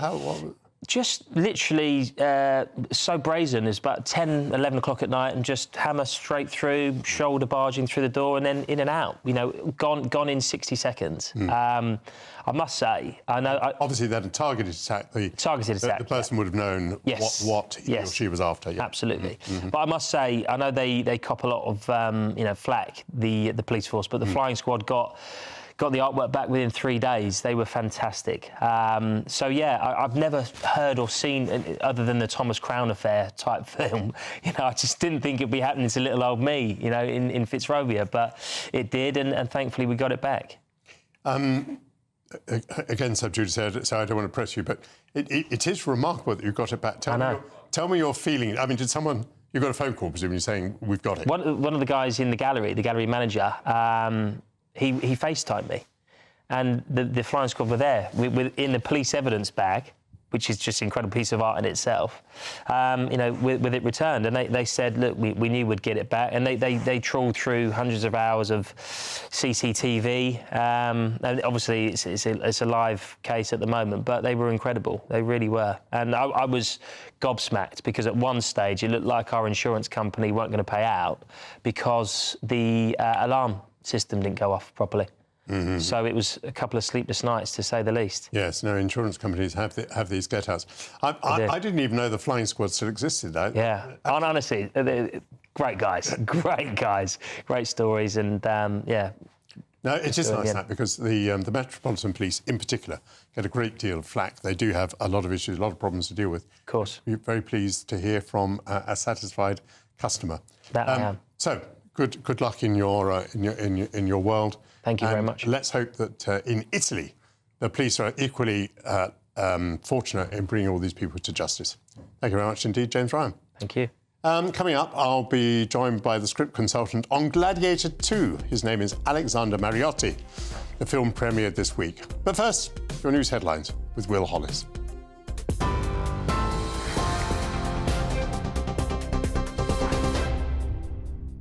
Thank you, Michael. The time is 12:30. Pressure is mounting on the government to reconsider its plan to apply inheritance tax to farmers for the first time.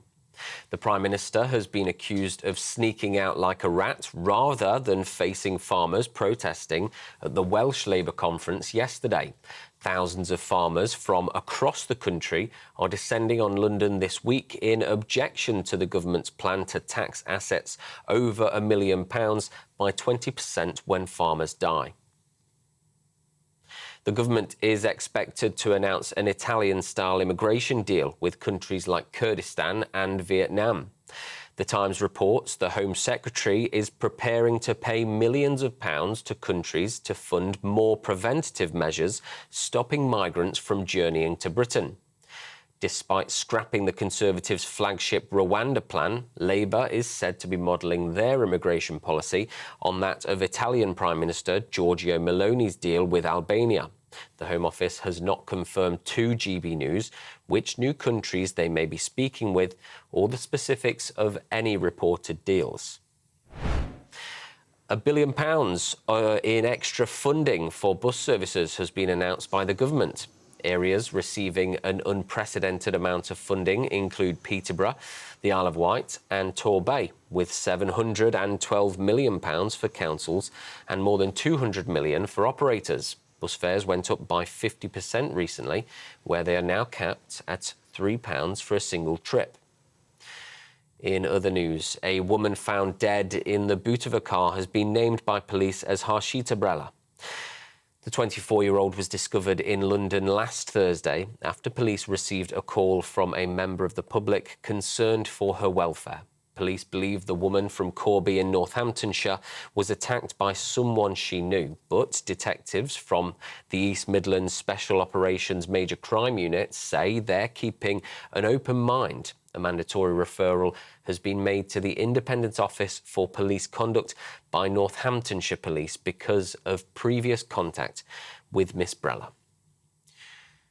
And finally, tickets for next year's Glastonbury have sold out in less than 40 minutes. Organisers of the Somerset Music Festival apologised to anyone who didn't get a ticket, stating that demand was much higher than supply, selling at £373.50 plus a £5 booking fee.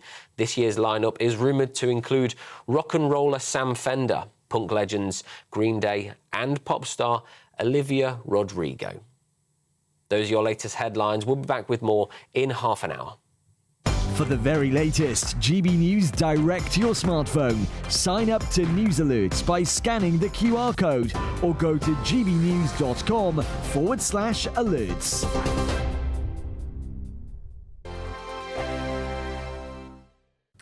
Hello, welcome to your latest GB News weather from the Met Office. So we've got colder weather on the horizon for many of us, bringing some blustery snow showers, particularly to northern parts of Scotland. But before we get there, we've got an area of low pressure waiting in the wings out in the northwest of the UK that will be moving its way towards us through the end of the weekend and into the start of the new working week. Before we get there, though, it's a bit of a mixed picture as we go through this afternoon. Some sunny spells, some scattered cloud, plenty of showers around in the north and the west, and for northern parts of Scotland, these likely to turn to sleet and snow over the hills. There'll be some sunshine between those showers quite widely across the country, and it'll still be feeling quite mild in the south, temperatures just a touch above average, but further north with some blustery northerly winds, feeling quite chilly through this afternoon. As we then go into this evening, those showers continue to pile in across northern parts of Scotland. Perhaps we could see up to around 10 centimetres of snow across the high ground by the time we get to Monday morning, and it will be a really quite chilly end to the evening, particularly where we see those clear spells. For parts of Northern Ireland, northern parts of England, perhaps a bit more cloud around, so those blustery showers pushing in from the northwest. And for much of England and Wales as well, it will be a cloudy end to the day on Sunday. As we then go through the rest of Sunday evening, showers continuing across northern parts of Scotland, but southern parts of Scotland, northern parts of England, perhaps staying that little bit drier overnight, plenty of clear spells around. But a more organised band of rain pushes its way south and eastwards during the early hours of Monday morning, affecting southern parts of England and South Wales, perhaps turning heavy in places, and that will keep it just a little bit milder here.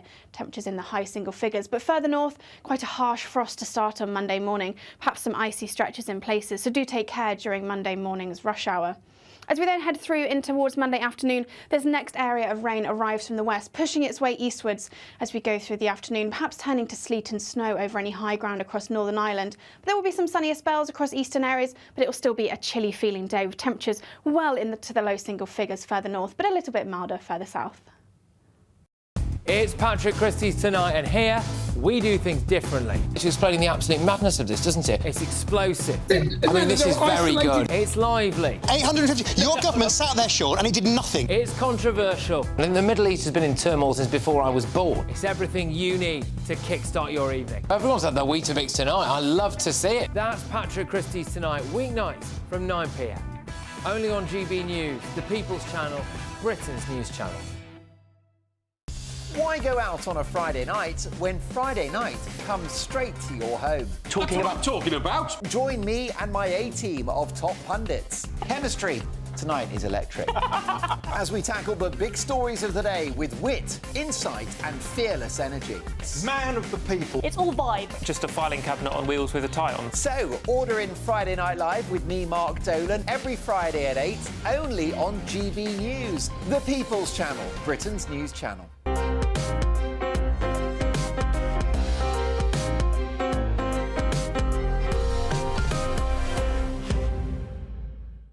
Welcome back to Sunday with Michael Portillo. On Friday, Sir Ridley Scott's Gladiator 2 was released in cinemas.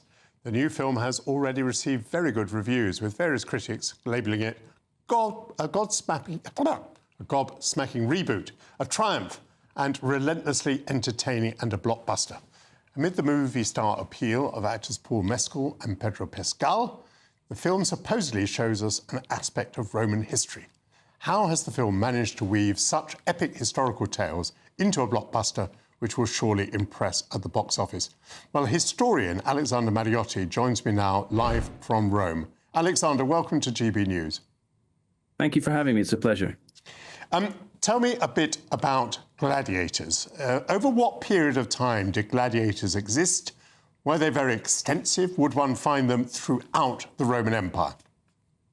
It's a great question. Gladiatorial history spans over 700 years, but in truth, when you look at the sort of whole story of gladiators, there's elements of it that have been with us since the beginning of time. They started off in a very humble manner. They were simply a part of funerary rites, a way to show martial skill. But then as time progressed, I think that what happened is a lot of people who are incredibly ambitious managed to capture the fact that people are drawn to the gladiator, to the idea of combat and skill. And as a result, they used it for their purposes. And so the success of the Roman Empire was tied to the success of the gladiator, because they were incredibly wealthy, loved and adored stars. They were the superstars of their time, no different than if you look at our sports stars in modern times. Yeah, so they would be like the modern-day bullfighter. So that meant that they led a good life, they had a high quality of life, presumably. But were some of them ever convicts, as we've been led to believe? Yes, it's true. You know, again, when you're talking about a sport that lasts such a long period of time, it stands to reason that in different moments, there was different entries into the sport of who became a gladiator. So you have all the full gambit from, you know, convicts to slaves to freedmen, contrary to what we see in the films, which do a great job of sort of giving that that sort of passionate storytelling that we want to see. We want a story that has odds against them. The truth is that gladiators, first of all, rarely died. This has been proven now. Led, I would say, fairly good but difficult lives. Of course, it was a difficult period of history. But if you look at modern MMA fighters, I mean, that's a good comparison. These are people who dedicate their lives to training building up to the fight. Their life revolves around the fight. It would be no different for modern or professional gladiators in antiquity. You alluded to the tie between the gladiators and, as it were, the regime. There's the old adage, give them bread and circuses. So was the entertainment of political importance? Was it very necessary to supply the public with this sort of entertainment? Absolutely, because it was the connector between the emperor and the lower classes with the average person. I mean, what did these people have in common? They lived at different spectrums, socially, economically, but the arena was the great unifier. It brought you together. And as a result, the use of something so popular as a gladiator was fundamental as a tool for the emperor to rule, because it was his way of keeping, first of all, the people distracted, but also keeping them passionately entertained. I mean, when you look at recent elections, for example, in America, this idea of rolling out celebrities, so becoming popular through osmosis because you've got a celebrity with you. Well, the emperors are the same. They're going to bring you the great Spartacus to the arena. They're going to bring Mike Tyson to the arena. How very exciting. That must mean something about you. Tell me a bit about your activity of advising Gladiator 2. So do they come to you and ask you to check out the historical veracity of the sorts of things they're portraying? Is that how it works? No, it's more, I always say I'm there to be ignored. But the truth is that you go there to give the production as many historical notes as possible and let them to decide. I don't go into a production expecting that it's going to be historically accurate. I think it's a very wrong way of looking at things. Modern film is no different than theatre in Shakespeare's time. We don't look to Shakespeare to be historically accurate because he isn't. It's entertainment. But there's a certain historical element to it, and that's the important thing. So certainly, I do try and give as many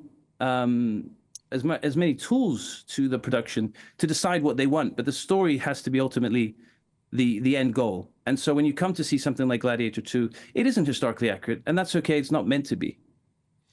You may not be able to say much about this, but I just wonder, since you give a whole range of notes to the production, whether you've had an instance where, amongst the many things that you've said, there's been a point and someone in the studio said, oh, wow, we could really make something out of that. Has there been a eureka moment where something that you've put forward has really sparked the imagination of Hollywood? I wish I'd had such a huge impact. I'd have to say that in the past, there have been moments where certainly giving a historical element has helped develop a story. Sometimes the script writers or directors, and it just a simple, maybe, and someone, it'll change the. Unfortunately, the line was just beginning to fade there. Which is a great pity. That was Alexander Mariotti. He's been advising Gladiator 2. It's had very, very good reviews, and he's been there to make sure that there was at least some historical elements involved in the story. The new head chef of Michelin-starred restaurant Pied à Terre in London, Phil Kearsey, will be with me after this short break. He's going to discuss how he's bringing new flavours to London's West End. So please stay with me for that.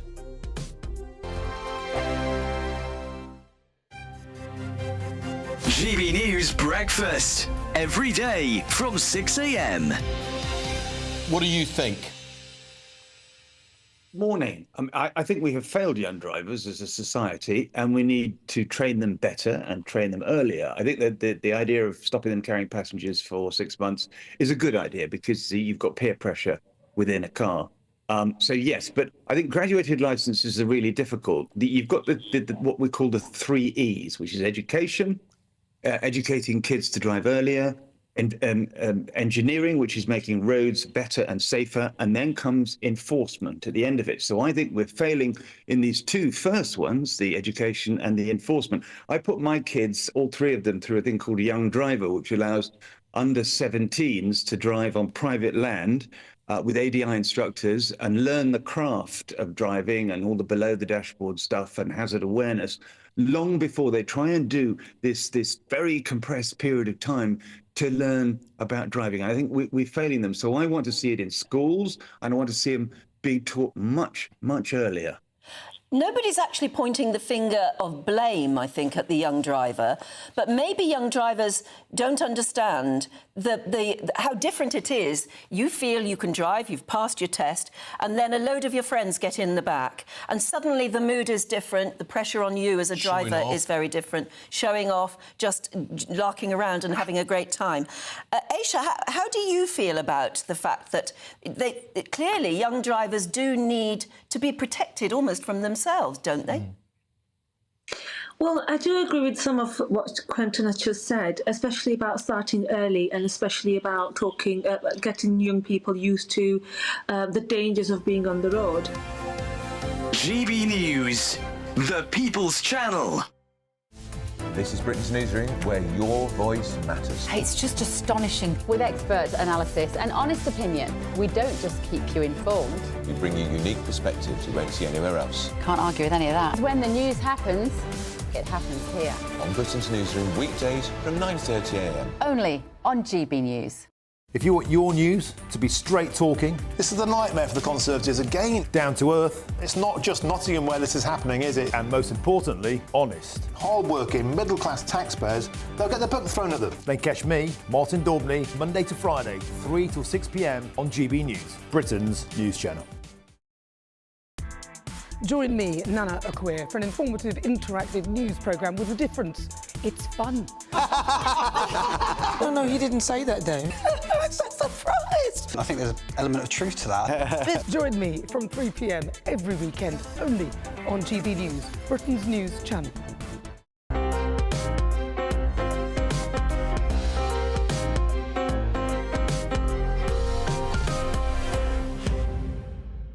Hello, welcome back to Sunday with Michael Portillo. Phil Kearsey is bringing a new flavour to the Michelin-starred restaurant Pied-à-Terre as he becomes its new executive head chef.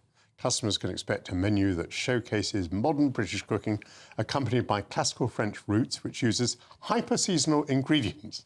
I'm joined by Phil now to enlighten me further. Hello, Phil. Welcome to the programme. Hello. What are hyper-seasonal ingredients? That's an interesting phrase. It's more about just reacting to the seasonality of everything.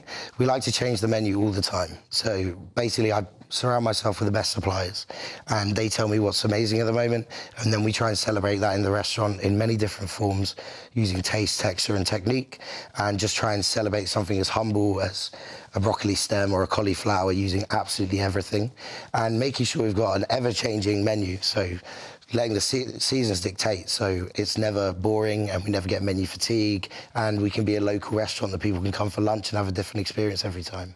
You mentioned the 3 T's there, which I believe are associated with you. Yeah. Do you want to take me through those 3 T's again, one by one? So one of the amazing things is learning to create dishes when you get to a higher level, and with that, it's the basis of how you start. So first off, when we look at a dish, we look at taste. So we look at flavour components. So what are we going to put together? Is it going to be, it could be something as simple as cheese and onion to go together. And then how are we going to then make that interesting to eat with textures? Can we get a surprising texture? Can you make a broccoli flavour that's crispy? Can you make it soft? Can you keep the palate interested in the dish? And then technique. Then we look to elevate and put a bit more technique and make it a higher level and a higher standard. A lot of chefs do go for the way of how it looks first and then work backwards, but us, it's all about flavour first. You've said we and us all the way through, not I and me. So it's a team, is it? Yes, definitely, 100%. I mean, Pied-à-Terre is the longest standing Michelin-star restaurant in London. David's been running it in a fantastic manner for so long. Not just that, my brigade, we all win together, or we all lose together. Front of house, sommelier team, even the office, everybody does an amazing job. And it's everyone together.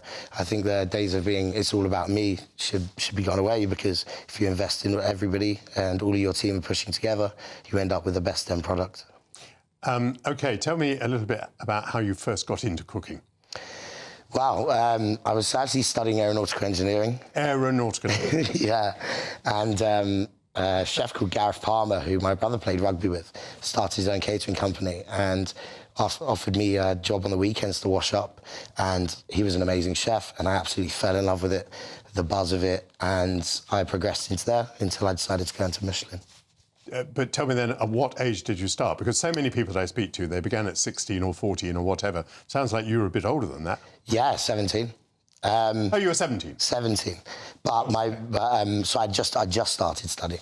But I'd been a cadet for a long time, and my journey was to going to the RAF. But I've been cooking my mum from forever, and she really inspired me with cooking. She's a full-time GP, did a class in cordon bleu, and was creating amazing things on the weekends, you know.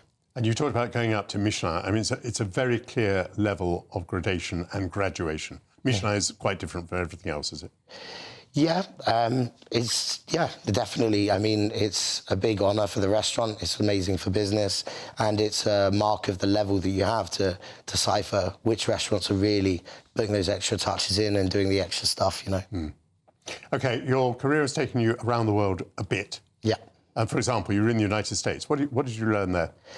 So, every chef I've worked for, it's about to take something from. A lot of chefs will go places and just stay in one establishment and get to the top, and then that's it. I've kind of then went to another chef to learn completely different things. So going to Thomas Keller at the French Laundry taught me about this amazing produce in California, and where even as simple as you don't need to change everything. So a beautiful avocado over there, a little bit of lovely olive oil and some molten salt, and it tastes far better than any puree or terrine you can make. So it taught me about really celebrating vegetables in the same manner that we celebrate protein, and really having respect for all of the ingredients.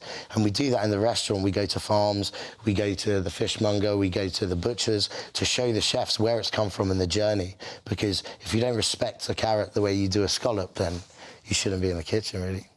You were with the Roux brothers at the Waterside Inn at Bray. Yeah. Tell me about that experience. That was amazing. My first Michelin star was Drake's, and that was a bit more modern food.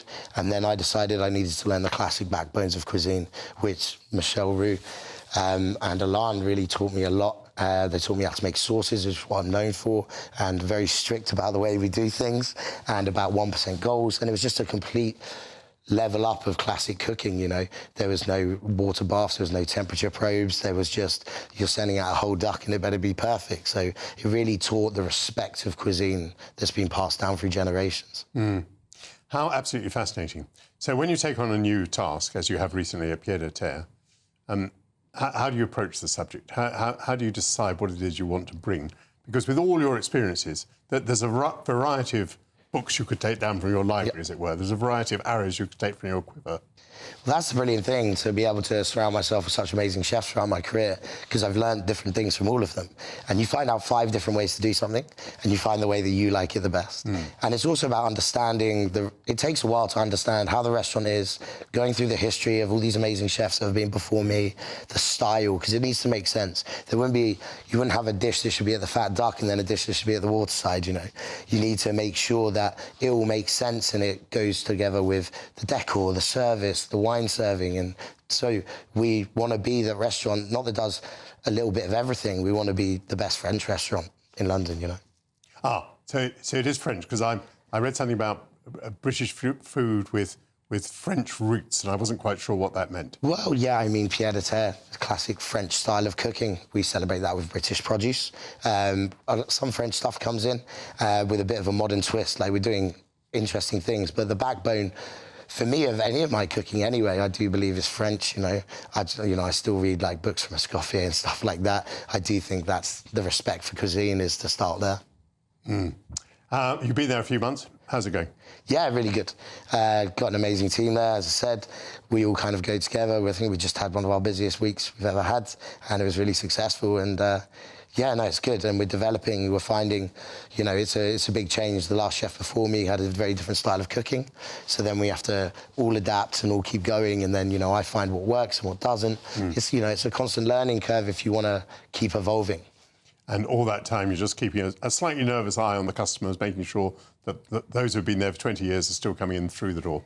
Yeah, definitely. Regulars are one of our biggest things, you know. And I'm very fortunate to have David's guidance and David does a great job and he knows how we do our stuff, and we try and look after that because we want people to see us as a neighbourhood restaurant as well as a big 10-course menu dining experience. Like, we offer amazing lunch deals where you can come in, you can have a 6-course meal, you can have a 4-course meal and taste what we do without it being crazy. Thank you very much, Phil Kizzy, talking about pied-à-terre. Thank you at home for joining me on Sunday with Michael Portillo. As always, it's been a great pleasure to have your company. I've had the honour to host such excellent guests today, and I thank all of them for such an engaging programme. I wish all of you a very pleasant rest of your Sunday. Up next on GB News is The Weekend with Dawn Neeson.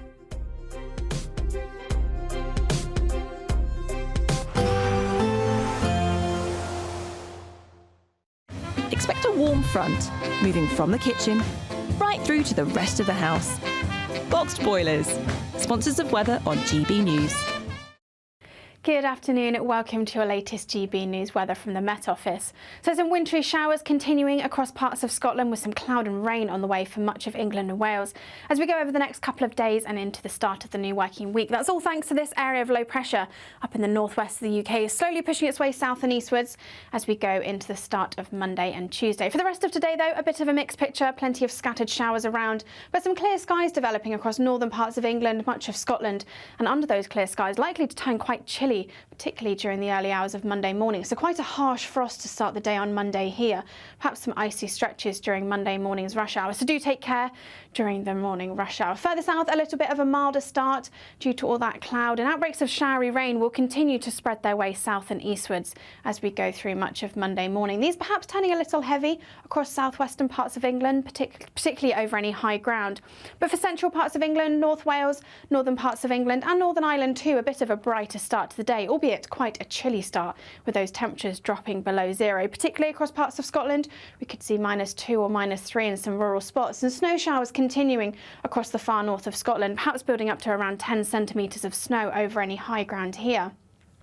Further south, that area of rain pushes offshore down towards the south coast, and this is the next area of rain that arrives across Northern Ireland. Could turn particularly heavy across Northern Ireland, and we could see some sleet and snow over the hills as well. But further east, there'll be some sunshine, perhaps turning a little hazy through the afternoon, and feeling quite chilly with northerly winds here, temperatures struggling to reach much above 3 or 4 degrees, but just holding on to that slightly milder air in the southwest as we go through the afternoon. That area of rain across Northern Ireland pushes its way eastwards into northern parts of England, and we could see some quite disruptive sleet and snow, particularly over any high ground through northern England on Monday afternoon. It will be staying quite bright with some sunny spells through much of next week, but it will be feeling really quite chilly with those temperatures well below average for the time of year.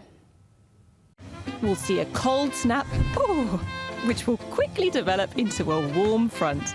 Boxed Boiler Repairs, sponsors of This is the final week to grab your chance to win Christmas on Us this year. There's £20,025 in tax-free cash. There's £5,000 to spend on gifts for all the family. There's £500 to spend in your favourite supermarket. And a festively themed GB News goodie bag. We'll get it all to you in time for the big day. For another chance to win, call 0903 681 3232. Calls cost £2 plus your network access charge. Text cash to 63232. One entry costs £2 plus one standard network rate message, or text bonus to 63232. 5 entries cost £5 plus one standard network rate message. You can enter online at gbnews.com/win. Entries start from just £2, or post your name and number to GB09 PO Box 8690 Derby DE1 9TT. UK only. Entrance must be 18 or over. Lines close at 6 p.m. on the 22nd of November. Please check the closing time if listening or watching on demand. Good luck. It's Patrick Christies tonight, and here we do things differently. It's explaining the absolute madness of this, doesn't it? It's explosive. I mean, this is very good. It's lively. 850. Your government sat there, Sean, and it did nothing. It's controversial. And the Middle East has been in turmoil since before I was born. It's everything you need to kickstart your evening. Everyone's had their Weetabix tonight. I love to see it. That's Patrick Christies tonight, weeknights from 9 p.m. Only on GB News, the People's Channel, Britain's news channel. Welcome to State of the Nation, daily plunge into the stories shaping our country. I'm Jacob Rees-Mogg, and Monday to Thursday we bring you the insights, the facts, the truth about how our country is being governed. Because what happens in Downing Street matters down your street. Tune in to State of the Nation every Monday to Thursday, 8 to 9 o'clock. Only on GB News, the People's Channel, Britain's news channel. Why go out on a Friday night when Friday night comes straight to your home? Talking about? Join me and my A-team of top pundits. Chemistry tonight is electric. As we tackle the big stories of the day with wit, insight and fearless energy. Man of the people. It's all vibe. Just a filing cabinet on wheels with a tie on. So, order in Friday Night Live with me, Mark Dolan, every Friday at 8, only on GB News, the People's Channel, Britain's news channel. Hi there, I'm Michelle Dewberry and I'm going to take a second to tell you all about my show, Dubes & Co. We start off with the issues of the day. We then bring in both sides of the arguments. We get rid of the disrespect. And then you throw me into the mix. And trust me, I'll tell it exactly how it is. And then, of course, the magic ingredient, you at home. We mix it all together and what have we got, in my opinion, the best debate show in town. Monday to Friday, 6 till 7 on GB News, Britain's news channel.